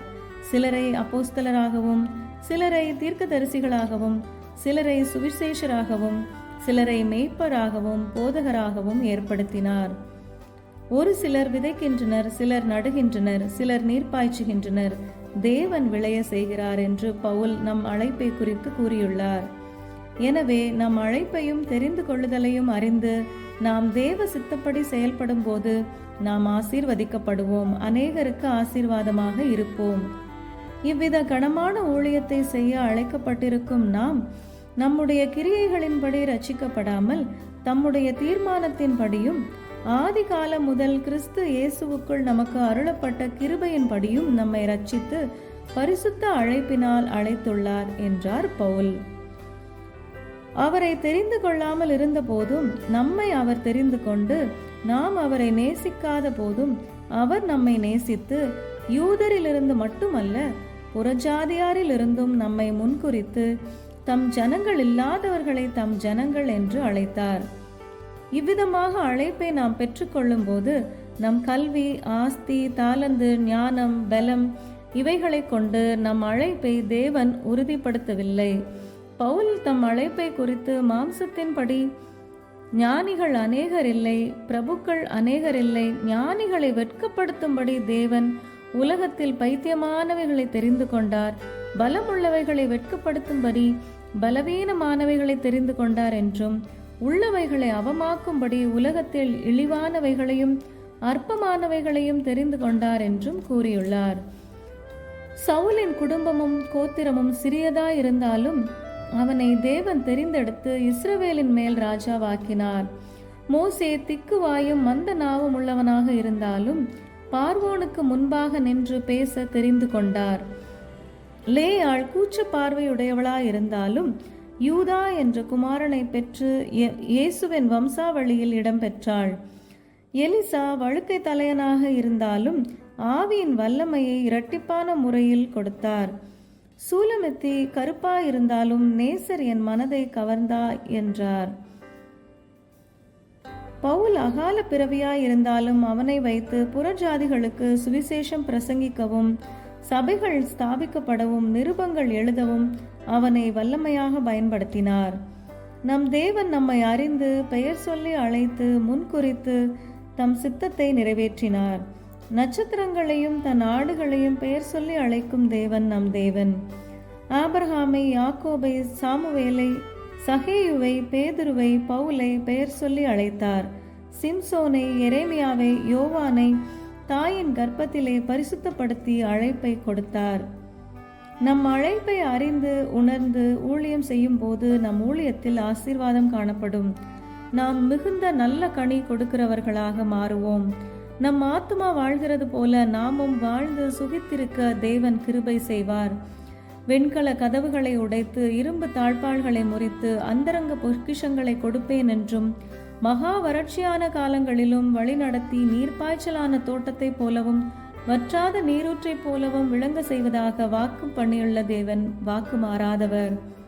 தேவ சித்தம் மட்டும் நம் வாழ்வில் செய்யப்பட வேண்டுமென்று நாம் வாஞ்சிக்கும் போது நிச்சயம் அவர் விரும்பும் அழைப்பை வெளிப்படுத்தி அதில் நிலைத்திருந்து வல்லமையாய் ஊழியம் செய்யவும், அநேகரை நீதிக்குட்படுத்தவும், கடைசி வரை விழுந்து விடாமல் காக்கப்படவும் செம்மையான பாதையில் வழிநடத்துவார்.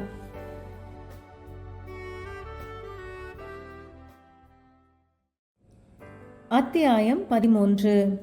புதியவைகளை செய்து வழிநடத்துவார். தேவனை அனுதினம் சார்ந்து பிழைக்காத ஒரு மனிதன் இயந்திர விதமாக அநேக காரியங்களை செய்கிறான். தன் சித்தத்தை நிறைவேற்றி ஜீவிக்கிறான். ஆனால் இயேசுவை அவன் ஏற்றுக்கொள்ளும் போது, அவன் தேவ சித்தத்தை நிறைவேற்ற முற்படும் போது அவ்விதம் செய்வதற்காக அவனுடைய அனைத்து காரியங்களையும் புதிதாக்குகிறார். அவன் வாழ்வில் வனாந்தரமாக காட்சியளித்த அநேக காரியங்களில் பசுமையை கட்டளையிடுகிறார். ஒருவன் கிறிஸ்துவுக்குள் இருந்தால் அவன் புது சிருஷ்டியாய் இருக்கிறான். பழையவைகள் ஒளிந்து போயின, எல்லாம் புதிதாயின என்ற வாக்கின்படி புதுமை பாதையில் வழி நடத்துகிறார்.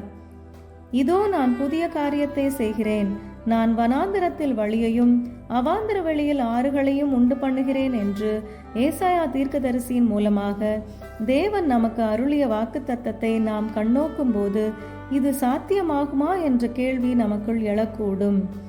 ஒழுங்கின்மையும் வெறுமையும் இருளாக இருந்த சூழ்நிலையிலிருந்து வெளிச்சத்தையும் வானத்தையும் பூமியையும் கோள்களையும் தாவரங்களையும் அனைத்து ஜந்துக்களையும் மனிதனையும் படைத்து ஏதேன் என்ற தோட்டத்தில் வைத்து அங்கிருந்து 4 ஆறுகளை புறப்பட பண்ணி அது செல்லுமிடமெல்லாம் செழிப்பை கட்டளையிட்ட நம் தேவன் நம் வாழ்வில் இருக்கும் வறட்சியை நீக்குவது மிக எளிதான காரியம். நம் வாழ்வில் புதிய காரியங்களை செய்ய முற்படும் தேவன் முதலாவது பயங்கரமான குழியிலும் உளையான சேற்றிலும் இருந்து நம்மை தூக்கி எடுத்து கண்மலையின் மேல் நம் அடிகளை உறுதிப்படுத்துகிறார். இவ்விதம் செய்து அவரை துதிக்கும் புதுப்பாட்டை நம் வாயில் கொடுக்கிறார். நம் அழுக்கடைந்த வஸ்திரத்தையும் சுயநீதியான கந்தையையும் களைந்து புதிய இரட்சிப்பின் வஸ்திரங்களையும் நீதியின் சால்வையையும் நமக்கு கொடுத்து சாம்பலுக்கு பதிலாக சிங்காரத்தையும் ஒடுங்கின ஆவிக்கு பதிலாக துதியின் ஆடையையும் அளிக்கிறார். மேலும் நம்மை சுத்திகரித்து அசுத்த ஆவியின் கிரியைகளை கலந்து போட செய்து உள்ளத்தில் புதிதான ஆவியை நமக்கு தருகிறார். வேதத்தில் அநேக பக்தருடைய வாழ்வில் அவாந்தர வெளியில் ஆறுகளை தேவன் உண்டு பண்ணி அவர்கள் தேவைகளை சந்தித்ததாக வேதம் சொல்லுகிறது. இந்த சூழ்நிலைகளை நாம் கண்ணோக்கும் போது இவ்விதமாக அற்புதங்கள் நடைபெறுவதற்கு வாய்ப்புகள் இல்லாமல் இருந்தும் தேவன் இயற்கைக்கு மாறான அற்புதங்களை செய்து தம் வல்லமையை நிரூபித்திருக்கிறார்.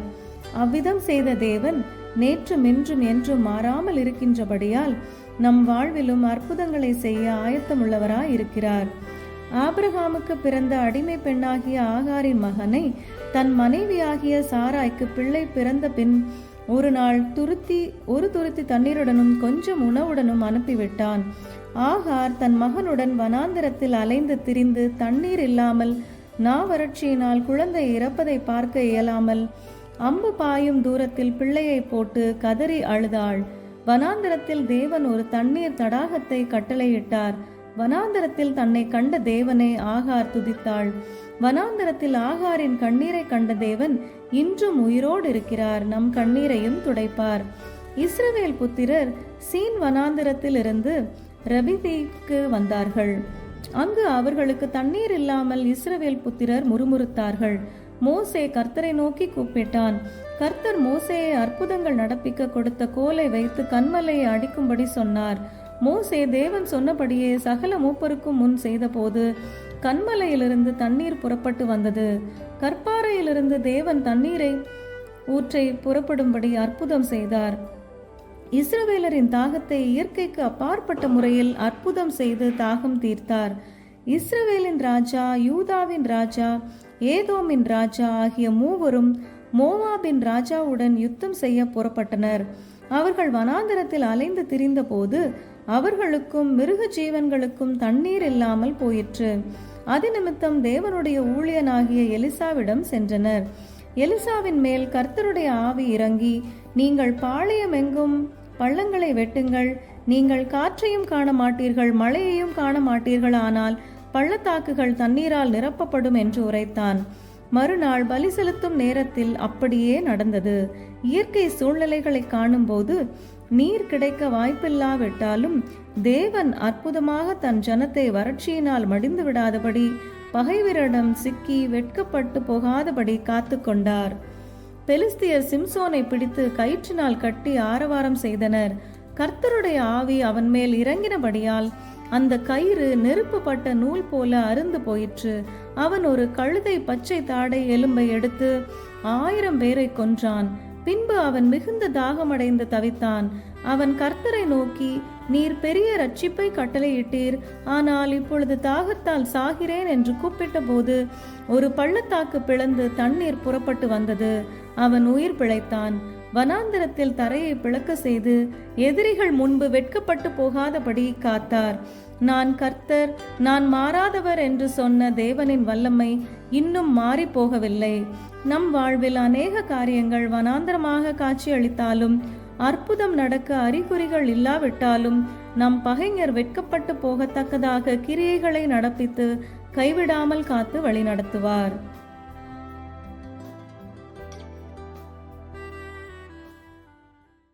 அத்தியாயம் 14. பின்மாற்றத்தை குணமாக்கி வழி நடத்துவார். ஆதி மனிதனை தேவன் செம்மையானவனாக உண்டாக்கினார். ஆனால் அவனோ அநேக உபாய தந்திரங்களை தேடிக்கொண்டான் என்றும் துர்க்கிரியைக்கு தக்கதான தண்டனை சீக்கிரமாக வராதபடியினால் மனிதனுடைய உள்ளம் பாவம் செய்ய துணிகரம் கொண்டிருப்பதாகவும் சாலமோன் ஞானி கூறியுள்ளார். வேதத்தில் அநேகருடைய வாழ்வில் தேவன் கிருபையாய் அவர்களை ரட்சிக்கவும் வழிநடத்தவும் சித்தம் கொண்டிருந்தும் அதை அவர்கள் உணராமல் தங்களையே கெடுத்து கொண்டனர். இவர்கள் வாழ்வில் சம்பவித்தவைகள் இவர்களுக்கு திருஷ்டாந்தங்களாக சம்பவித்தது கடைசி காலங்களில் வாழும் நமக்கு எச்சரிப்புண்டாக வேதத்தில் எழுதப்பட்டிருக்கிறது. கர்த்தர் ஆபிரகாமுக்கு அழைப்பு கொடுத்தாலும் அவனுடன் லோத்தும் அவன் குடும்பமும் புறப்பட்டது. பிரயாணத்தின் பாதையில் லோத்தின் வேலைக்காரருக்கும் ஆபிரகாமின் வேலைக்காரருக்கும் வாக்குவாதம் உண்டானபடியினால் அவர்கள் பிரிந்துவிட நேர்ந்தது. எகிப்தினை போலவும் ஏதேன் தோட்டத்தை போலவும் இருந்த பாவம் நிறைந்த சோதோம் குமராவிலே லோத்து குடும்பத்துடன் குடியேறினான். பாவத்தினால் அந்த பட்டணம் அழிக்கப்பட்ட போது லோத்தின் மேல் வைத்த கிருபையினாலும் ஆபிரகாமின் பரிந்து பேசுதலினாலும் லோத்தையும் மனைவியையும் குமாரத்திகளையும் தூதர்கள் கரம் பிடித்து இழுத்து பட்டணத்திற்கு வெளியே கொண்டு வந்து விட்டார்கள். மேலும் கட்டளையாக, உன் ஜீவன் தப்ப ஓடிப்போ, பின்னிட்டு பாராதே, சமபூமி எங்கும் நில்லாதே, நீ அழியாதபடிக்கு மலைக்கு போ என்றும் சொல்லப்பட்டது. ஆனால் லோத்தின் மனைவி பின்னிட்டு பார்த்து தனக்கு கிருபையாய் கிடைத்த ரட்சிப்பையும் வழிநடத்துதலையும் அற்பமாக எண்ணி உப்பு தூணானாள். நோவாவின் காலத்தின் வெள்ளத்திற்கு பின் பூமியை தண்ணீரால் அழிப்பதில்லை என்று சொல்லி மனித வர்க்கத்தை தேவன் ஆசீர்வதித்தார். பூமி எங்கும் ஒரே பாஷையில் இருந்தது. அவர்களுக்கு கல்லுக்கு பதிலாக செங்கல்லும் சாந்துக்கு பதிலாக நீலக்கீலும் இருந்தது. தேவன் இப்படியாக கொடுத்த ஆசீர்வாதங்களை மறந்து பெருமிதம் அடைந்து பாபேலில் வானளாவ ஒரு கோபுரத்தை கட்டி தங்களுக்கு பேர் உண்டாக பண்ணுவோம் என்றார்கள். தாங்கள் செய்ய நினைத்தது தடைப்படாது என்று எண்ணினார்கள். தேவன் கொடுத்த ஆசீர்வாதங்களையும் வழிநடத்துதலையும் மறந்து பெருமிதம் அடைந்து தேவனை மறந்து பின்மாற்றம் அடைந்தமையால் பாஷைகளை தாறுமாறாக்கி அவர்கள் பூமி எங்கும் போகும்படி ஆண்டவர் செய்தார். மனோவா என்பவனின் மனைவி மலடியாயிருந்தாள். தூதன் அவளுக்கு தரிசனமாகி ஒரு குமாரனை பெறுவாள் என்றும் அவன் இஸ்ரவேலரை பெலிஸ்தியரின் கையிலிருந்து மீட்டு ரட்சிக்க தொடங்குவான் என்றும் அவன் நசரேய விரதத்தை மேற்கொள்ளல் வேண்டும் என்றும் சொல்லப்பட்டது. சிம்சோன் என்று பெயரிடப்பட்ட அவன் பரிசுத்த ஆவியின் வல்லமையால் நிறைந்து பராக்கிரமான காரியங்களை செய்தான். நாளாவட்டத்தில் வேசியின் பிணைப்பினால் தன் அழைப்பை அற்பமாக எண்ணி பின்மாற்றமடைந்து தன் மகாபலத்தின் இரகசியத்தை வெளிப்படுத்தி தன் சிறைமயிர் வெட்டப்பட்டு சரீர ஆவிக்குரிய பலனை இழந்து வெற்றிக்காக அழைக்கப்பட்டு வழிநடத்தப்பட்ட வந்த சிம்சோன் குருடாகி கேலி பொருளாகிய பரிதாபமாக மரித்தான். இஸ்ரவேலர் அடிமைத்தனத்தில் இட்ட கூக்குரலை கேட்டு அவர்கள் வேதனையை கண்டு அவர்களை விடுவிக்கும்படி மோசேயையும் ஆரோனையும் அனுப்பினர். பார்வோனுக்கு முன்பாக மகா பெரிய அற்புதங்களை செய்து எகிப்தியரை வாதைகளினால் வாதித்து அடிமைத்தனத்தின் நுகத்திலிருந்து விடுவித்து நடத்தினார். அவர்கள் செல்ல வேண்டிய வழியை காட்டவும் அவர்கள் பாளையம் இறங்க வேண்டிய இடத்தை காண்பிக்கவும் அவர்களுக்கு முன் சென்று அக்கினி ஸ்தம்பத்தினாலும் மேக ஸ்தம்பத்தினாலும் வழி நடத்தினார். இப்படியாக அநேக ஆசீர்வாதங்களை பெற்ற இவர்கள் மீண்டும் மீண்டும் பின்மாற்றம் அடைந்து அந்நிய ஜாதிகளின் கிரியைகளை கற்றுக்கொள்ளவும் விக்கிரகங்களை சேவிக்கவும் செய்தார்கள். இவர்களுக்கு நல்வழி போதிக்க சிறையிருப்பினை கட்டளையிட்ட போது தேவனை நோக்கி கதறினார்கள். விடுவிக்கப்பட்ட போது தேவன் அவர்களை விடுவித்தார் என்பதனை மறந்தார்கள். இவ்விதம் பின்மாற்றம் அடைந்த இஸ்ரவேலரை குறித்து ஓசியா தீர்க்கதரிசி மூலமாக எப்ராயிமை கைப்பிடித்து நடக்க பழக்கினேன், ஆனாலும் நான் தங்களை குணமாக்குகிறவர் என்று அறியாமற் போனார்கள் என்று தேவன் மனஸ்தாபப்பட்டார். நாம் பின்மாற்றத்தை உணர்ந்து மீண்டும் ஆதி அன்புக்கு திரும்பும் போது தேவன் நம்மை ஏற்றுக்கொள்வார். எனினும் எந்த நிலையிலிருந்து விழுந்தோம் என்பதை உணர்ந்து மனம் திரும்பி மீண்டும் பின்மாற்றத்திற்குள்ளாக செல்லாமல் இருக்க விழிப்புள்ளவர்களாக இருத்தல் வேண்டும். சவுல் பின்மாற்றம் அடைந்து தற்கொலை செய்து கொண்டான். யூதாஸ் பின்மாற்றம் அடைந்து நாண்டு கொண்டு செத்தான். பிலேயாம் பின்மாற்றம் அடைந்து தீர்க்கன் அழைப்பை இழந்து பட்டயத்தால் கொல்லப்பட்டான். யோனா பின்மாற்றம் அடைந்த போது மீன் வயிற்றிலிருந்து கூக்குரலிட்டு தேவனை நோக்கி கூப்பிட்டு இரக்கம் பெற்று மீண்டும் அழைப்பை பெற்றான். பேதுரு பின்மாற்றம் அடைந்து இயேசுவை மறுதலித்து மனம் கசந்து அழுதபோது இயேசு அவனை மன்னித்து மீண்டும் வல்லமையாக பயன்படுத்தினார். சிம்சோன் பின்மாற்றம் அடைந்து பரிதபிக்கப்பட்ட சூழலில் இருந்த போதும் ஆண்டவரே, இந்த ஒரு விசை என்னை நினைத்தருளும் என்று கதறி என்னை பலப்படுத்தும் என்றபோது அவனை பலப்படுத்தி அவன் உயிரோடு இருந்த நாட்களை காட்டிலும் அநேகரை மரிக்கும்போது கொல்ல கிருபை தந்தார். தாவீது பயங்கர பாவத்தில் விழுந்தபோது, ஆண்டவரே, உமது மிகுந்த கிருபையின்படி எனக்கு இறங்கும், சுத்த இருதயத்தை என்னில் படைத்து எனது இரட்சிப்பின் சந்தோஷத்தையும் பரிசுத்த ஆவியையும் மீண்டும் தந்தருளும் என்று மனமுடைந்து ஜெபித்த போது தேவன் அவனை மன்னித்து ஏற்றுக்கொண்டார். தேவன் நம்மை வழி நடத்தத்தக்கதாக ஒவ்வொரு நாளும் வேதனை உண்டாக்கும் வழி உண்டோ என்று நம்மை ஆராய்ந்து நம்மை பரிசுத்தப்படுத்தி நம்மை அடிக்கடி சுத்திகரித்து கொள்ளும் போது தேவனுடைய கண்கள் நம்மேல் வைக்கப்பட்டு பரிசுத்த பாதையில் திசை கட்டு விடாமல் நடத்தப்படுவோம்.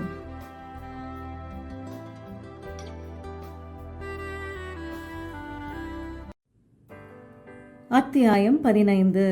வழி நடத்துதலை தவறாக புரிந்து கொள்ளல். பேசும் தெய்வம் நீர், பேசாத கல்லோ மரமோ நீர் அல்ல என்று ஒரு பக்தன் பாடினான். நம் தேவன் நம்முடன் இடைப்படக்கூடிய தேவன். நம் தேவன் நம்மேல் கண்ணை வைத்து ஆலோசனை சொல்லுபவர், நம்மை போதித்து வழி நடத்துபவர்.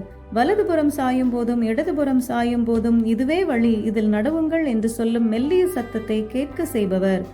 கிருபையின் காலமாகிய இந்த கடைசி நாட்களில் பரிசுத்த ஆவியான தேற்றரவாளன் சகல சத்தியத்திற்குள்ளும் நம்மை நடத்தி ஒவ்வொரு நொடி பொழுதிலும் நம்மை வழி நடத்துகிறார். விசுவாசி தேவன் தன்னை வழி நடத்துகிறார் என்ற திட்டவட்டமான நம்பிக்கையை கொண்டிருந்தாலும் தன் வாழ்வில் நடக்க இருக்கும் சில காரியங்களை முன்னதாக அறிந்து கொள்ள வேண்டும் என்று ஆவல் கொண்டவனாக செயல்படுகிறான். தனக்கு முன்பாக இரு பாதைகள் தென்படும் போது எந்த பாதையில் செல்வதென்று அறிய இயலாமல் இருக்கும்போது, மாற்ற முடியாத முடிவுகளை எடுக்கும் போதும், சித்தம் தன் வாழ்வில் செயல்படுகிறதா என்று ஐயம் ஏற்பட்டு குறுக்கு வழிகளில் தேவ சித்தத்தையும் வழி நடத்துதலையும் அறிந்து கொள்ள முற்படுகின்றான். நம் வாழ்வில் சில காரியங்களை எப்படி செயல்படுத்த வேண்டும் என்று திட்டவட்டமான கட்டளைகள் வேதத்தில் கொடுக்கப்பட்டுள்ளது. ஒவ்வொரு முறையும் தேவனிடம் இதை குறித்து விசாரித்து சலனப்பட தேவையில்லை. இவைகள் நடைமுறைப்படுத்தப்பட வேண்டும். சில நேரங்களில் போதிய அளவிற்கு வேதத்தை அறியாமல் தேவனுடைய சித்தத்தை சரியான முறையில் அறிந்து கொள்ள இயலாமல் ஒரு சிலர் தவறான வழி நடத்துதலினால் அவதியுற்று இடரல் அடைந்து செல்வதை இந்த நாட்களில் காண இயலும். பழைய ஏற்பாட்டு பக்தரின் வாழ்வை கண்ணோக்கும் போது ஆசாரியார் அணிந்திருந்த ஊரீம் தும்மீம் மூலமாக தேவ வழி நடத்துதலை அறிய முற்பட்டனர். காலம் கடந்து நோக்கக்கூடிய விசேஷித்த ஆவிக்குரிய கிருபைகளை பெற்ற தீர்க்கதரிசிகள் மூலமாக மக்கள் தேவ சித்தப்படி வழி நடத்தப்பட அவர்களை அணுகினர். தேவனுக்கு பிரியமான ஒரு சிலருடன் சொப்பனங்கள் தரிசனங்கள் மூலமாக இடைப்பட்டார். பொதுவாக ராஜாக்கள், தீர்க்கதரிசிகள், ஆசாரியர், நியாயாதிபதிகள் இவர்களை அபிஷேகித்து இவர்களுக்கு தேவ சித்தத்தையும் வழி நடத்துதலையும் தெரிவித்து அவர்களை பின்பற்றி செல்லும்படியாக செய்தார்.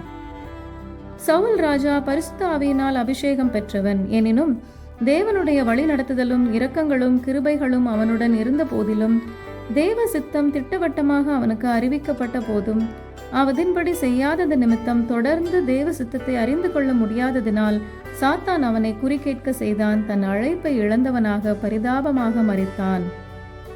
யெரொபெயாம் ராஜாவாக முடிசூட்டப்படுவான் என்று அகியா தீர்க்கதரிசி தீர்க்கமாக உரைத்தான்.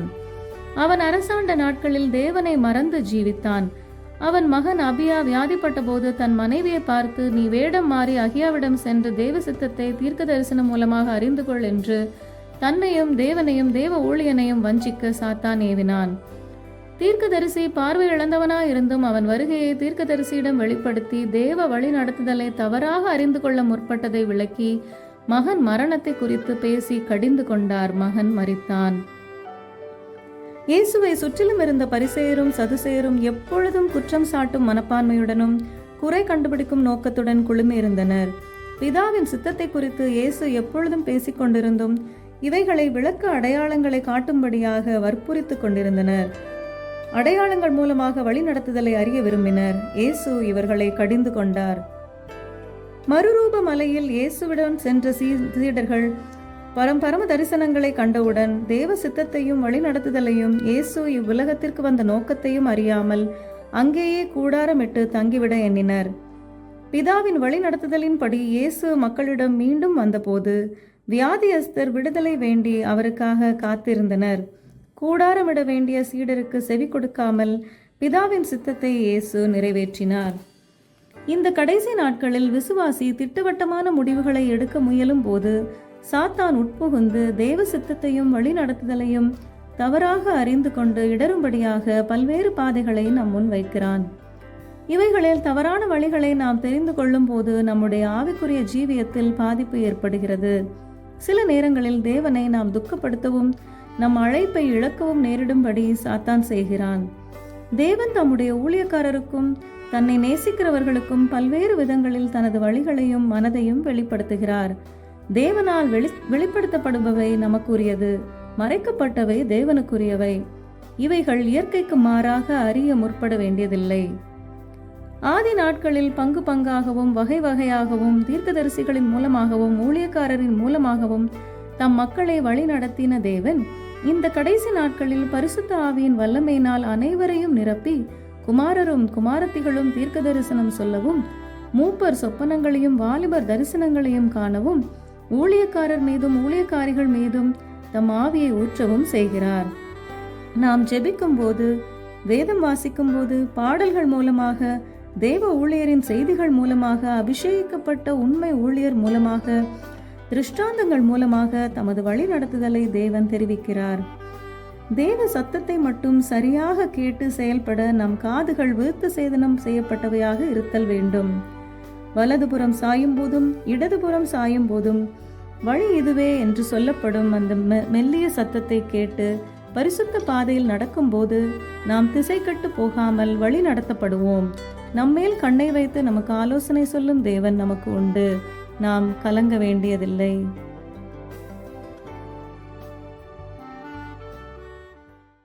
அத்தியாயம் 16. குறைகளை நீக்கி வழிநடத்துவார். தேவ சித்தப்படி நாம் வாழ்ந்து தேவன் நம்மை வழிநடத்தும் போது நம் ஆத்துமா வாழ்வதை போன்று எல்லாவற்றிலும் நாம் வாழ்ந்து சுகித்திருக்க முடியும் என்று வேதம் சொல்லுகிறது. மேலும் நம்முடைய குறைவுகளை எல்லாம் அவர் நிறைவாக்க வல்லவராய் இருக்கிறவர் நம்மை நடத்துகிறார். நல்ல மேய்ப்பராக நம்முடன் கடந்து வந்து நாம் தாழ்ச்சி அடையாமல் காத்து வழி நடத்துவார். சிங்கக்குட்டிகள் தாழ்ச்சி அடைந்து பட்டினியாய் இருக்கும் கர்த்தரை தேடுகிறவர்களுக்கு ஒரு நன்மையும் குறைவுபடாது என்று நமக்கு வாக்கு அளித்துள்ள தேவன் நம் தேவன். எனவே நம் குறைவுகளை குறித்து கவலைப்படாமல் ஆகாயத்து பட்சிகளை காட்டிலும் விசேஷித்தவர்கள் என்றும் நம்மை பிழைப்பூட்டும் பரமபிதா ஒருவர் உண்டு என்றும் அறிந்து முதலாவது தேவனுடைய ராஜ்யத்தையும் அதன் நீதியையும் தேடும் போது இவைகளெல்லாம் நமக்கு கூட கொடுக்கப்படும் என்ற நல்லுணர்வுடன் நம் ஜீவிய பாதையில் ஓட முற்பட வேண்டும். மனுஷனுடைய நடைகள் கர்த்தருக்கு முன்பாக இருக்கிறது, அவைகளை அவர் சீர்தூக்கி பார்க்கிறார். நம் ஆவிக்குரிய வாழ்வில் குறை உள்ளவர்களாக நாம் காணப்படும் போது நம் வாழ்வில் சரீர பிரகாரமான ஆசீர்வாதங்களை பெற்றுக்கொள்வதற்கு அவைகள் தடையாயிருக்கும். பெல்ஷாத்சார் என்ற ராஜா தேவனுடைய ஆலயத்தின் பரிசுத்த பாத்திரங்களில் தன் பிரபுக்களோடும் மனைவிகளோடும் வைப்பாட்டிகளோடும் குடிக்க உட்கார்ந்து விக்கிரகங்களை புகழ்ந்த போது சாந்து பூசப்பட்ட ஒரு சுவற்றில் சில வாசகங்களை ஒரு கைவிரல் எழுதிற்று. அதில் ஒரு வார்த்தை தெக்கேல் எனப்படுவது. இதற்கு அர்த்தம், நீ தராசிலே நிறுக்கப்பட்டு குறைவாய் காணப்பட்டாய் என்பது. அன்று இரவு அந்த ராஜா கொல்லப்பட்டான். நித்திய ஜீவனை சுதந்திரித்துக் கொள்ள வாஞ்சையுடன் வந்த ஒரு வாலிபனை பார்த்து, உன்னிலே ஒரு குறையுண்டு என்று இயேசு சொன்னார். அவனுக்குண்டானவைகளையெல்லாம் விற்று சிலுவையை எடுத்து பின்பற்ற கூறின போது பண ஆசையினால் அவன் துக்கமுகமாய் போய்விட்டான். பரிசுத்த ஆவியானவர் எபேசு சபைக்கு, நீ ஆதியில் கொண்டிருந்த அன்பை விட்டாய் என்று உன் பேரில் குறை உண்டு என்றார். தீத்துவுடன் இருந்த ஒரு சிலர் கனியற்ற ஜீவியம் செய்வதான குறை இருந்ததாக பவுல் நிருபம் எழுதினான். நம் வாழ்வில் ஆவிக்குரிய குறைபாடுகள் நீங்குவதற்கும் குறைவுகள் நிறைவாக மாறுவதற்கும் முயற்சிக்கும் போது நம் ஆத்மா வாழ்வது போல எல்லாவற்றிலும் வாழ்ந்து சுகித்திருக்க முடியும். கெட்ட குமாரன் குறைவுபட தொடங்கிய போது, நான் எழுந்து என் தகப்பனிடம் சென்று, தகப்பனே, உமக்கும் பரத்திற்கும் விரோதமாக பாவம் செய்தேன், உம்முடைய குமாரன் என்று சொல்லப்பட பாத்திரவான் அல்ல என்று சொல்ல தீர்மானித்தான். அப்படியே செய்தான். அவன் பாவ மன்னிப்பு பெற்று தன் குறைகள் நீங்கி குமாரன் ஸ்தானத்தை மீண்டும் அடைந்தான். மேலும் தேவன் நம்மை ஆசீர்வதிக்கும் போது மகிமையையும் கனத்தையும் ஒரு மனிதனுக்கோ அல்லது விக்கிரகங்களுக்கோ கொடாமல் இருக்க நம் ஜாக்கிரதையுள்ளவர்களாக இருத்தல் வேண்டும். தன் மகிமையையும் துதியையும் விக்கிரகங்களோடு பகிர்ந்து கொள்ளேன் என்று தேவன் கூறியுள்ளார். சோதோமின் ராஜா லோத்தின் உடைமைகளை பறித்து கொண்டு சென்றபோது ஆபிரகாம் ஆயுதம் அணிந்தவர்களுடன் கடந்து சென்று வென்று இழந்தவைகளை மீட்டு கொண்டு வந்தான்.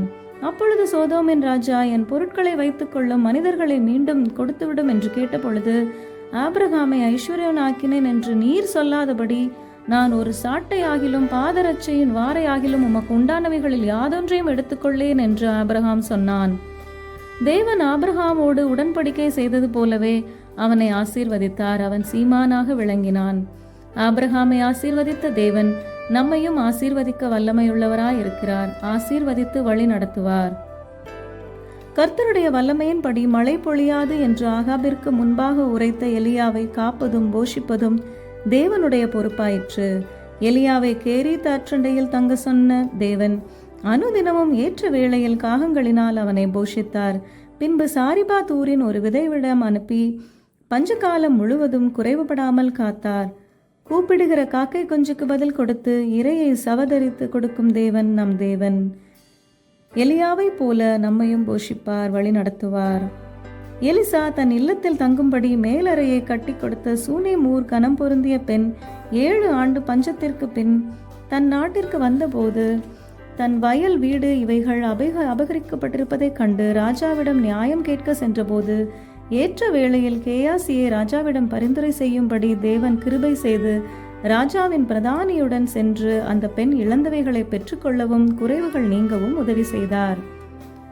கானா ஊரில் நடந்த திருமணத்தில் திராட்சரசம் குறைவுபட்ட போது இயேசு உங்களுக்கு என்ன சொல்லுகிறாரோ அதன்படியே செய்யுங்கள் என்று மரியாள் சொன்னது போல வேலைக்காரர் செய்தபோது குறைவு நீங்க தண்ணீரை திராட்சரசமாக மாற்றி அற்புதம் செய்தார்.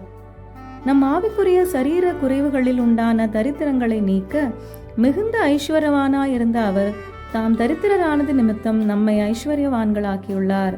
நம்மை ஆசீர்வதிப்பதே அவருடைய சித்தமாயிருக்கிறது. கர்த்தருடைய ஆசீர்வாதம் ஐஸ்வர்யத்தை தரும், அதனோடே அவர் வேதனையை கூட்டார் என்று வேதம் சொல்லுகிறது. கர்த்தரை தேடுகிறவர்களுக்கும் பயந்தவர்களுக்கும் குறைவில்லை. சிங்கக்குட்டிகள் தாழ்ச்சி அடைந்து பட்டினியாயிருக்கும், கர்த்தரை தேடுகிறவர்களுக்கு ஒரு நன்மையும் குறைவுபடாது. தேவன் நம்மை வழிநடத்தும் போது தம்முடைய ஐஸ்வர்யத்தின் படியே நம் குறைவுகளை எல்லாம் நிறைவாக்குவார். நம் முகங்கள் வெட்கப்பட்டு போவதில்லை.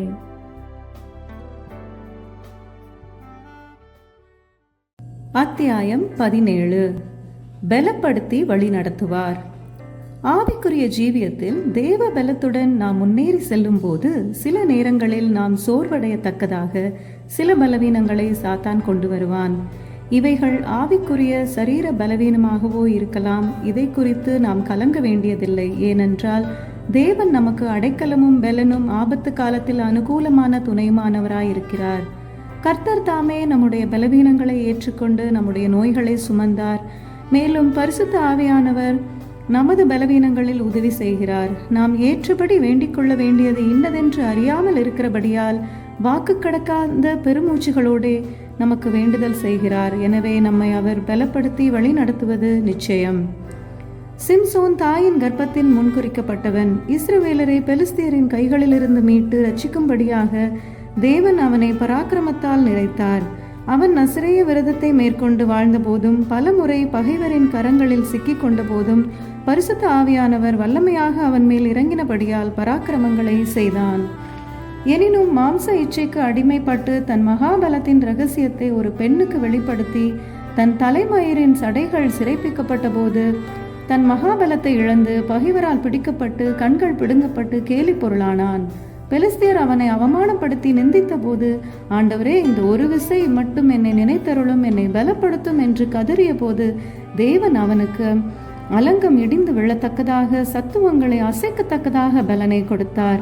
அவன் உயிரோடு இருந்த நாட்களை காட்டிலும் மரிக்கும் போது அநேக பகைஞரை கொன்றான். தாவீது சிக்லாகில் தன் மனைவி பிள்ளைகளை சவுலுக்கு பயந்து ஒளித்து வைத்துவிட்டு பெலிஸ்தியருடன் யுத்தம் பண்ண சென்ற போது அமலேக்கியர் அவனுடைய ஆஸ்திகளையும் மனைவிகள் பிள்ளைகள் அவனோடு இருந்தவர்களின் உடைமைகளையும் கொள்ளையடித்து சென்றனர். தாவீதும் அவனோடு இருந்தவர்களும் மீண்டும் வந்தபோது பலன் இல்லாமல் போகும் மட்டும் மிகவும் அழுதனர். தாவீதோடு இருந்தவர்கள் அவனை கல்லெறிய கற்களை எடுத்துக்கொண்டனர். தாவீது மிகவும் நெருக்கப்பட்டான். ஆனாலும் தன் தேவனாகிய கர்த்தரில் தன்னை திடப்படுத்தி கொண்டான். தேவன் அவனை பலப்படுத்தி எல்லாவற்றையும் திருப்பிக் கொள்ளத்தக்கதாக பெலிஸ்தியரை முறியடிக்க உதவி செய்தார். இயேசு ஜப ஆலயங்களில் போதகம் பண்ணி கொண்டிருந்த போது 18 வருடமாய் எவ்வளவும் நிமிரக்கூடாத ஒரு கூனி அங்கிருந்தாள். இயேசு அவளை கண்டு தம்மிடத்தில் அழைத்து, ஸ்திரீயே, உன் பலவீனத்திலிருந்து விடுதலையாக்கப்பட்டாய் என்று சொல்லி அவள் மீது கைகளை வைத்தார். உடனே அவள் சுகம் பெற்று நிமிர்ந்து நடந்தாள். பிசாசு அவளை 18 வருடமாய் கட்டி வைத்திருந்ததே அவள் பலவீனத்திற்கு காரணம் என்று இயேசு வெளிப்படுத்தினார். பிசாசு நம் வாழ்வில் கொண்டு வரும் சகல பலவீனங்களில் இருந்தும் கட்டுகளிலிருந்தும் இயேசு நம்மை கட்டவிழ்க்க வல்லவராய் இருக்கிறார். பெதஸ்தா என்னப்பட்ட குளத்தருகே பல வியாதியஸ்தர் இருந்தனர். அவர்களில் ஒருவன் 38 வருடமாக வியாதியாயிருந்தான். அந்த குளத்தின் நீர் அடிக்கடி கலங்கும் போது முதலாவது இறங்குகிறவனுக்கு அற்புத சுகம் கிடைத்தாலும், மிகுந்த பலவீனத்து நிமித்தமும் உதவியற்ற சூழ்நிலையிலும் தண்ணீர் கலங்கும் போது அவனை கொண்டு செல்ல ஒருவரும் உதவாதபடியினால் சுகம் பெற வாய்ப்பில்லாதவனாக இருந்தபோது இயேசு அவ்விடம் வந்து அவன் வெகு நாளாய் வியாதியாயிருக்கிறான் என்று அறிந்து அவனை குணமாக்கினார்.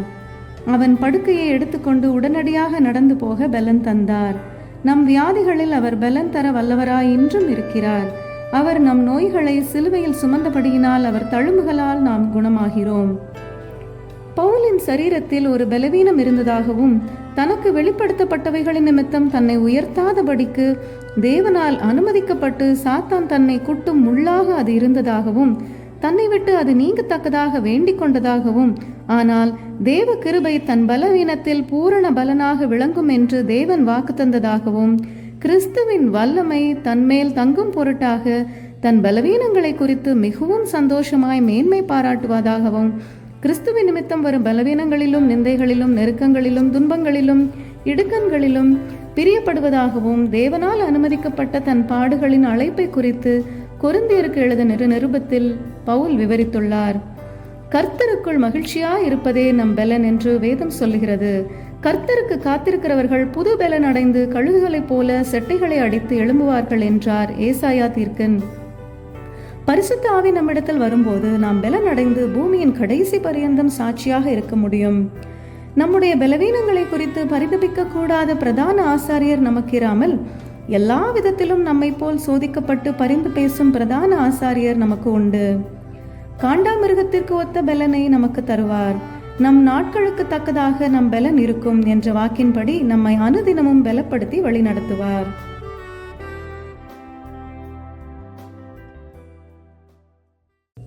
அத்தியாயம் 18.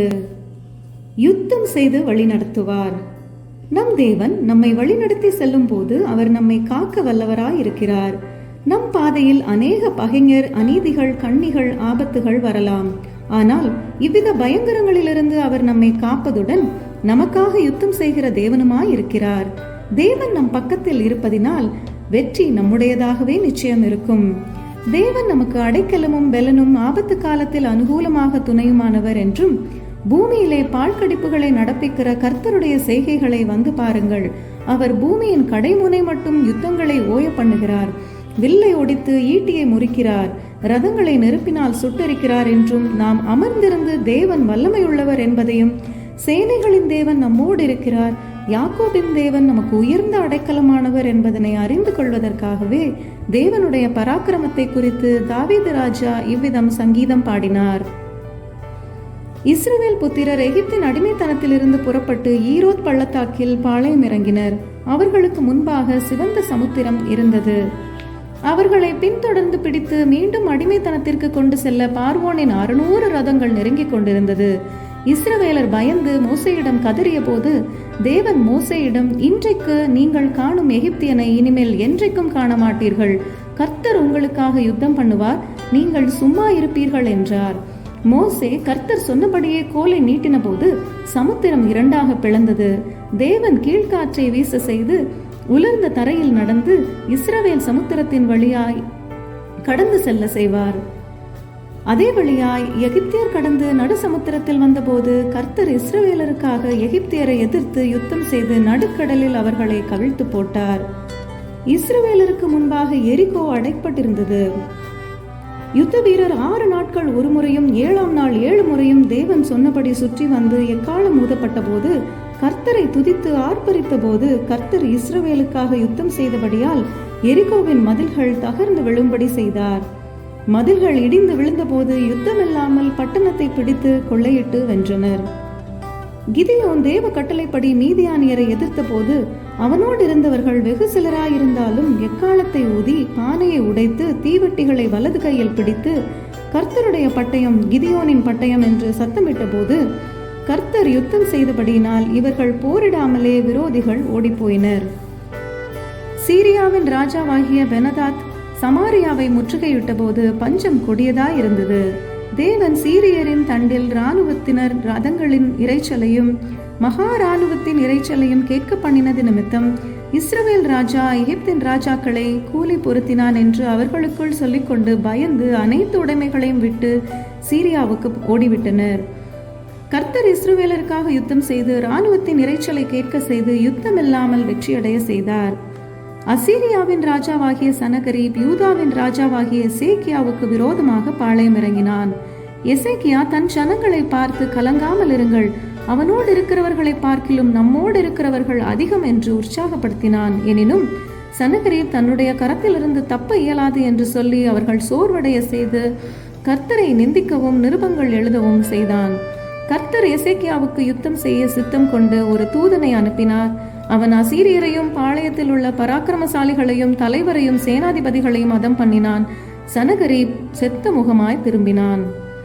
தேவ சாயலாக உண்டாக்கப்பட்ட ஆதாம் தனக்கு கொடுக்கப்பட்ட அனைத்து அதிகாரங்களையும் சாத்தானிடம் தேவனுக்கு கீழ்ப்படியாமையின் பாவத்து நிமித்தம் இழந்தான். இந்த அதிகாரங்களை மீண்டும் பெற்று மனிதனுக்கு அளிக்கவே இயேசு கிறிஸ்து இவ்வுலகில் மானிடனாக தோன்றினார். நமக்கு எதிரிடையாகவும் கட்டளையால் நமக்கு விரோதமாகவும் இருந்த கையெழுத்தை குலைத்து அது நடுவில் இராதபடி எடுத்து சிலுவையின் மேல் ஆணி அடித்து துரைத்தனங்களையும் அதிகாரங்களையும் உரிந்து கொண்டு வெளியரங்கமான கோலமாக்கி பிசாசின் மேல் வெற்றி சிறந்தார். மரணத்தை ஜெயமாக விழுங்கினார். இவ்விதமாக சாத்தானிடமிருந்து பறித்த அதிகாரங்களை நமக்கு மீண்டும் கொடுத்து சர்ப்பங்களையும் தேள்களையும் மிதிக்கவும் சிங்கத்தின் மேலும் விரியன் பாம்பின் மேலும் நடந்து பால சிங்கத்தையும் வலு சிற்பத்தையும் மிதித்து போடத்தக்கதாக கிருபையையும் சகல அதிகாரத்தையும் கொடுத்திருக்கிறார். கிறிஸ்து இயேசுவுக்குள் நம்மை வெற்றி சிறக்க பண்ணி எப்பொழுதும் ஜெயமெடுக்கும் ஜீவியம் செய்ய பரிசுத்த ஆவியின் வல்லமையையும் பலத்தையும் வரங்களையும் ஆலோசனைகளையும் வழிநடத்துதலையும் அளித்துள்ளார். தேவன் நம்முடன் இருந்து நம்மை காக்கிறார், வழி நடத்துகிறார், யுத்தம் செய்கிறார், உருவாக்கப்படும் ஆயுதங்கள் வாய்க்காதே போகும்படி செய்கிறார். அவர் அக்கினி கோட்டை மதிலாக நம்மை சுற்றிலும் இருப்பதாலும் தடைகளை உடைத்து நமக்கு முன் நம் ராஜா செல்வதினாலும் வெற்றி நம்முடையதாக இருக்கும்.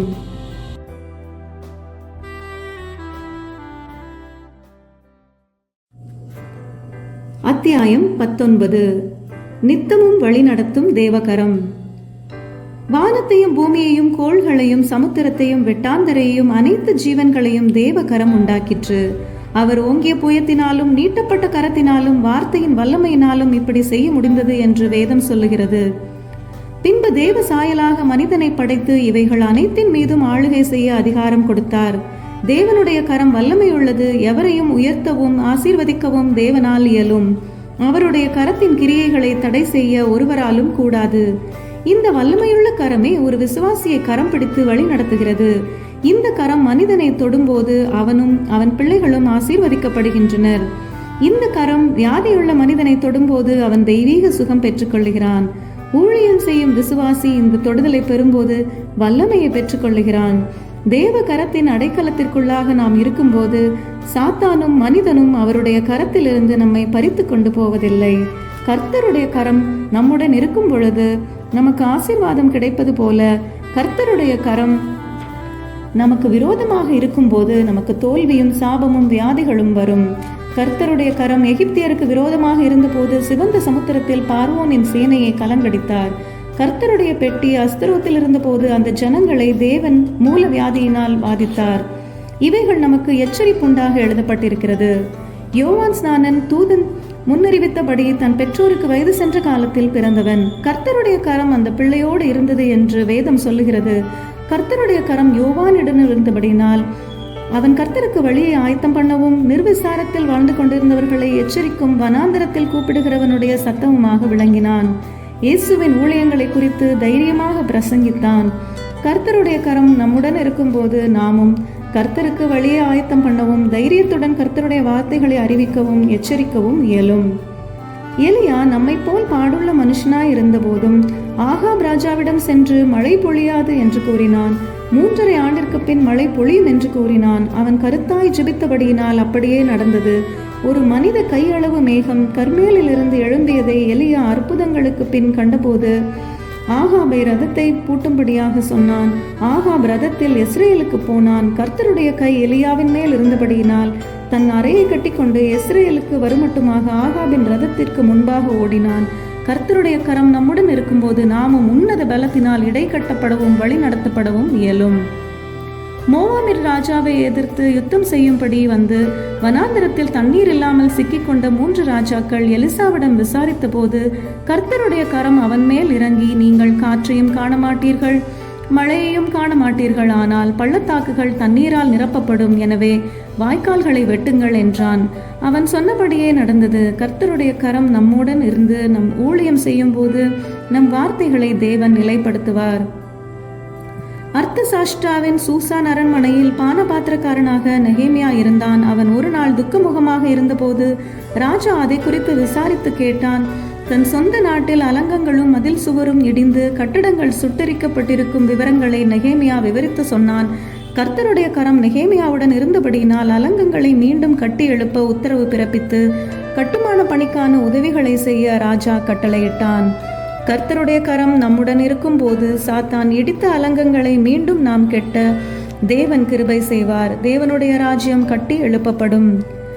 வேத வசனத்து நிமித்தமும் கிறிஸ்துவை பற்றிய சாட்சி நிமித்தமும் பத்மு தீவில் யோவான் சீடன் இருந்தபோது அவன் ஆவிக்குள்ளானான். அப்பொழுது மனுஷகுமாரனை மகிமை பொருந்தியவராக கண்டான். அவன் அப்பொழுது செத்தவனைப் போல விழுந்தான். தேவன் அவனை கரம் பிடித்து நிலைப்படுத்தி மரணத்திற்கும் பாதாளத்திற்கும் உரிய திறவுகோலை கொடுத்து நடக்க இருக்கும் அநேக ரகசியங்களை குறித்து பரம தரிசனங்களை காண்பித்தார். தேவனுடைய கரம் நம்மோடு இருக்கும்போது பரிசுத்த ஆவியின் வல்லமையினாலும் வரங்களினாலும் நிரப்பப்பட்டு தேவ ரகசியங்களை அறிந்து கொள்ள இயலும். தேவன் எப்ராயிமை கரம் பிடித்து நடக்க பழக்கினார், ஆனால் தேவன் அவனை குணமாக்கினார் என்பதை உணரவில்லை என்று வேதம் சொல்லுகிறது. இப்படி நம்மை குறித்து தேவன் சொல்லாதபடி நம்மை கரம் பிடித்து வழி நடத்தும் வல்ல கரங்களை உறுதியாக பிடித்துக்கொண்டு அவர் கரத்தின் கிரியையாக தொடர்ந்து ஜீவித்து வழி நடத்தப்பட நம்மை அர்ப்பணிக்க வேண்டும். நம்முடைய காலங்கள் அவருடைய கரத்தில் இருக்கிறது. அவர் எல்லாவற்றையும் அதினதின் நாட்களில் நேர்த்தியாக செய்து யாவற்றையும் நமக்காக செய்து முடிக்கும் வரை நம்மை கைவிடாதிருப்பார். வழுவாதபடி நம்மை கரம் பிடித்து காத்து நித்திய ராஜ்யத்திற்கு நம்மை சுதந்திரவாளிகளாக்குவார்.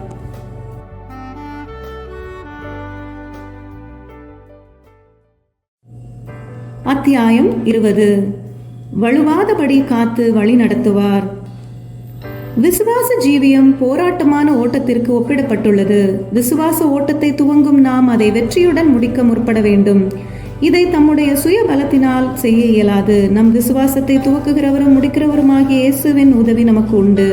அவரையே இலக்காக கொண்டு நம்மை சுற்றியிருக்கும் பாரமான காரியங்களை தள்ளிவிட்டு பொறுமையுடன் ஓட முற்பட வேண்டும். பவுல் தன் வாழ்வின் இறுதி கட்டத்தில் நல்ல போராட்டத்தை போராடி ஓட்டத்தை முடித்ததாகவும் தனக்கென்று நீதியின் கிரீடம் வைக்கப்பட்டிருக்கிறதாகவும் தனக்கு மட்டுமல்ல பிரசன்னமாகுதலை விரும்பும் ஒவ்வொருவருக்கும் அது கொடுக்கப்படும் என்றும் கூறியுள்ளார். எனவே நாமும் இதனை பெற்றுக்கொள்ளத்தக்கதாக ஓட முயல வேண்டும். தேவன் நம்மை பயங்கரமான குழியிலும் உளையான சேற்றிலும் இருந்து தூக்கி எடுத்து நம் கால்களை கன்மலையின் மேல் நிறுத்தி நம் அடிகளை உறுதிப்படுத்துகிறார். இவ்விதமாக அடிகளை உடைய விசுவாசியின் நடைகள் கர்த்தரால் உறுதிப்படுத்தப்படும் என்று வேதம் சொல்லுகிறது. நிற்கிறவன் என்று எண்ணுகிறவன் விழாதபடி எச்சரிக்கையா இருக்க கடவன் என்ற எச்சரிப்பை மனதில் கொண்டு பேதையராயிருந்தாலும் திசை கெட்டு போகாத பரிசுத்த பாதையில் தொடர்ந்து முன்னேறி செல்லும்படி வழுவாதபடி நம்மை காக்கவும் தம் மகிமையுள்ள சன்னிதானத்தில் நம்மை மிகுந்த மகிழ்ச்சியுள்ளவர்களாய் மாசற்றவர்களாய் நிறுத்த வல்லமையுள்ள தேவன் நித்தமும் நம்மை வழி நடத்தி காப்பார். அதிகாலையின் மகனாகிய விடிவெள்ளி என்றும் லூசிபர் என்றும் அழைக்கப்படும் பிசாசு தேவனை காட்டிலும் தன்னை உயர்த்த விரும்பி தாழ விழ தள்ளப்பட்டவன். மின்னலை போல இவன் வானத்திலிருந்து விழுந்ததை கண்டேன் என்று இயேசு இவன் விழுகையை குறித்து சொன்னார். இவன் கடைசியிலே அக்கினி கடலிலே தள்ளப்பட முன்குறிக்கப்பட்டவன் என்பதையும் காலம் கொஞ்சமாக இருப்பதையும் அறிந்து விசுவாசியின் ஆவிக்குரிய ஜீவியத்தில் கண்ணோட்டமுடையவனாக இருந்து மோசம் போக்குவதிலும் குற்றம் சாட்டுவதிலும் விழுங்கி போடுவதிலும் விழத்தள்ளுவதிலும் இடரல்களை வைப்பதிலும் தன் தூத கணங்களுடன் துரிதமாக கிரியை செய்து கொண்டிருக்கிறான். நாம் வழுவாதபடி காக்கப்பட வேண்டும் என்றால் அவன் அக்கினி ஆஸ்திரங்களிலிருந்து தப்பித்துக் கொள்ள தேவனுடைய சர்வாயுத வர்க்கங்களை தரித்து கொள்ள வேண்டும். கற்பாறையில் கட்டப்பட்ட வீட்டினைப் போல நம்முடைய அஸ்திபாரம் கிறிஸ்துவாய் இருந்து இருளில் நடவாமல் ஒளியில் நடந்து ஜெபத்திலும் வேத வாசிப்பிலும் தரித்திருந்து தேவனுக்கு காத்திருந்து புதுபலன் அடைந்து உன்னதமானவரின் மறைவில் நாம் இருக்கும்போது வலுவாதபடி நாம் காக்கப்பட ஏதுவாகும். பெருமழை காற்று நம்மேல் மோதி அடித்தாலும் நம் வீடு விழுவதில்லை. கிறிஸ்து நம் அஸ்திபாரமாய் இருக்கிறபடியால் நாம் நிலைத்திருக்க முடியும். அநேகரை நீதிக்குட்படுத்துகிறவர்கள் நட்சத்திரங்களைப் போல பிரகாசிப்பார்கள் என்று வேதம் சொல்லுகிறது. ஆனால் நமக்கென்று வைக்கப்பட்டிருக்கும் பாதையில் திசை கட்டு ஓட நேர்ந்தால் நாம் மார்க்கம் தப்பி ஓடுகின்ற நட்சத்திரங்கள் ஆகிவிடுவோம். எனவே நம் ரட்சிப்பு நிறைவேற பயத்தோடும் நடுக்கத்தோடும் பிரயாசப்பட நாம் கடமைப்பட்டிருக்கிறோம். தாவீது யுத்தத்திற்கு போகும் காலத்தில் ஒரு நாள் மாலை மயங்கும் போது ஒரு பெண் ஸ்நானம் செய்வதை கண்டு அவளுடன் விபசாரம் செய்து இரட்சணிய சந்தோஷத்தையும் பரிசுத்தாவின் வல்லமையையும் இழந்தான். சிம்சோன் நசரேய விரதத்தை மேற்கொண்டும் நியாயாதிபதியாக உன்னத அழைப்பை பெற்றும் வேசியின் பிணைப்பினால் தன் பலத்தை இழந்து கண்கள் பிடுங்கப்பட்டு கேலி பொருளாகி பரிதாபமாக மரித்தான். யோனா நினிவேயில் பிரசங்கிக்க அழைக்கப்பட்ட போது தன் அழைப்பை உதாசீனப்படுத்தி வேறு மார்க்கமாய் தர்ஷீத்துக்கு செல்லும் கப்பலில் ஏறி புயலில் சிக்கி கடலில் எறியப்பட்டு மீன் வயிற்றில் பரிதாபமாக கதறினான். தேவனுடைய வல்லமை அறிந்த நேபுகாத் நேச்சார் பெருமை நிமித்தம் அகங்கார வார்த்தைகள் அவன் வாயில் இருக்கும் போதே புத்தியில் பிசகு ஏற்பட்டு புல்லை மேய்ந்தான். சீடனாக கனமான ஊழியத்திற்கு அழைக்கப்பட்ட யூதாஸ் இயேசுவின் பொருளாளனாக இருந்த போதிலும் 30 வெள்ளிக்கு ஆசைப்பட்டு இயேசுவை காட்டிக் கொடுத்து நாண்டு கொண்டு செத்தான். இந்த சம்பவங்கள் இவர்கள் வாழ்வில் திருஷ்டாந்தங்களாக சம்பவித்தது. கடைசி காலத்தில் வாழும் நமக்கு எச்சரிப்புண்டாக எழுதப்பட்டுள்ளது. எனவே நிற்கிறவன் என்று எண்ணுகிறவன் விழாதிருக்கும்படி எச்சரிக்கையாய் இருக்க கடவன் என்ற எச்சரிப்பை மனதில் கொண்டு ஜீவிக்க முயல வேண்டும். நம்மை விழத்தள்ளின பிசாசு நமக்கு உண்டு பண்ணின காயங்களில் இயேசு எண்ணெய் பூசி திராட்சை ரசத்தால் உள்ளத்தை தேற்றி நல்ல சமாரியனாக உயிர் மீட்பை கொடுக்கிறார். மேலும் விழுந்த தாவீதின் கூடாரத்தை திரும்ப எடுத்து திறப்புகளை அடைத்து பழுதாய் போனவைகளை சீர்படுத்தி பூர்வ நாட்களில் இருந்தது போல ஸ்தாபிப்பார். வலதுபுறம் சாயும் போதும் இடதுபுறம் சாயும் போதும் இதுவே வழி, இதில் நடவுங்கள் என்று சொல்லப்படும் அமர்ந்த மெல்லிய சத்தத்தை நம் காதுகளில் தொனிக்க செய்வார். நம்மேல் தன் கண்ணை வைத்து ஆலோசனை சொல்லுவார். நடைகள் பிசகுவதை போன்ற சூழ்நிலைகள் வந்தாலும் கரங்களினால் நம்மை தாங்குவார். காற்றையும் அலைகளையும் அமர்த்தி வாழ்க்கை படகு அமைதலுடன் அக்கறை சேர உதவி செய்வார். வழுவாதபடி கடைசி வரை காக்கும் தேவன் நம்மை விட்டு விலகுவதும் இல்லை, கைவிடுவதும் இல்லை. எத்தனை நாட்கள் நாம் விசுவாசிகளாக பெயரளவில் வாழ்கிறோம் என்பதை காட்டிலும் எந்த அளவிற்கு தெய்வ சித்தத்தை செய்து கனி கொடுக்கும் ஜீவியம் செய்து வலிமை விடாமல் நம் ரட்சிப்பை நிறைவேற்றுகிறோம் என்பது முக்கியமானது. எனவே இவ்வித பூரண ஆவிக்குரிய அனுபவங்களுக்குள்ளாக தேவன் நம்மை வழிநடத்த அவர் பலத்த சத்துவத்தின் கீழ் அடங்கி இருக்க தேவன் கிருபை செய்வாராக.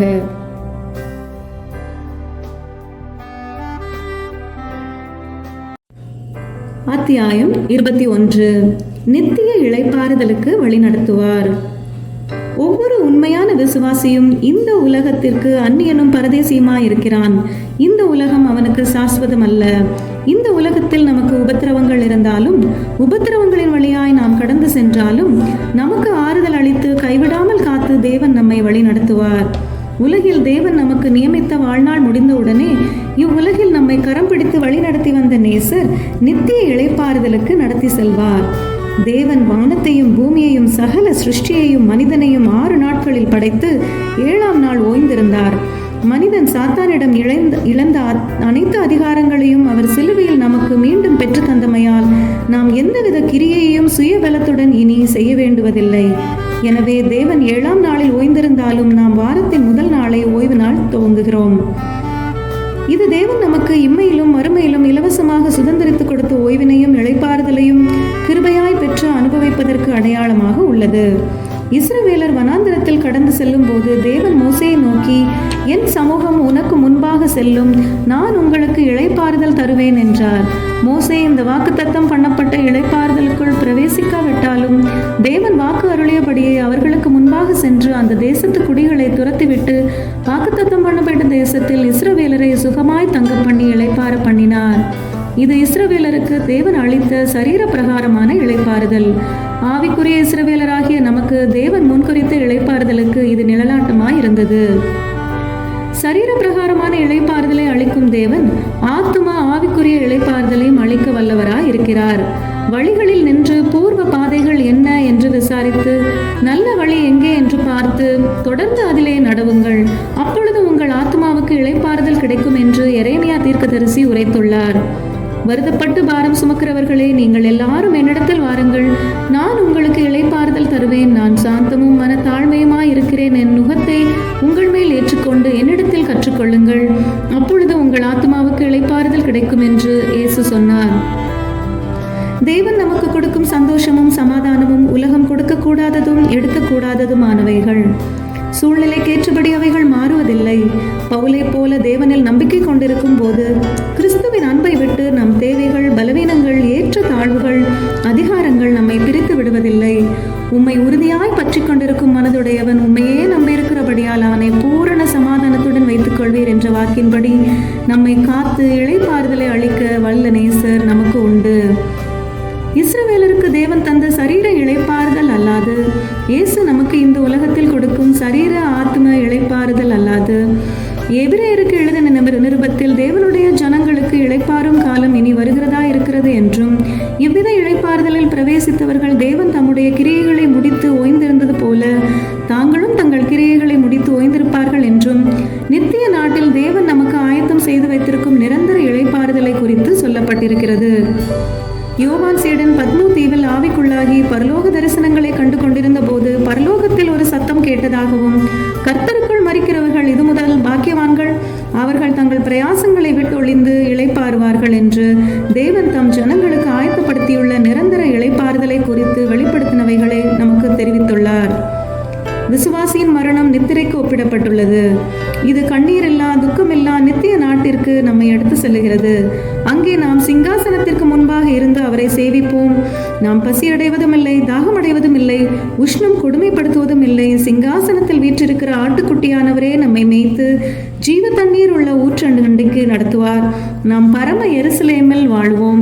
அங்கே ஆடல் உண்டு, பாடல் உண்டு, ஜீவ விருட்சம் உண்டு, வாசஸ்தலங்கள் உண்டு, நித்திய துதி உண்டு. அங்கு நாம் இருப்போம். நம்முடைய துக்கங்கள் ஒளிந்து போம்.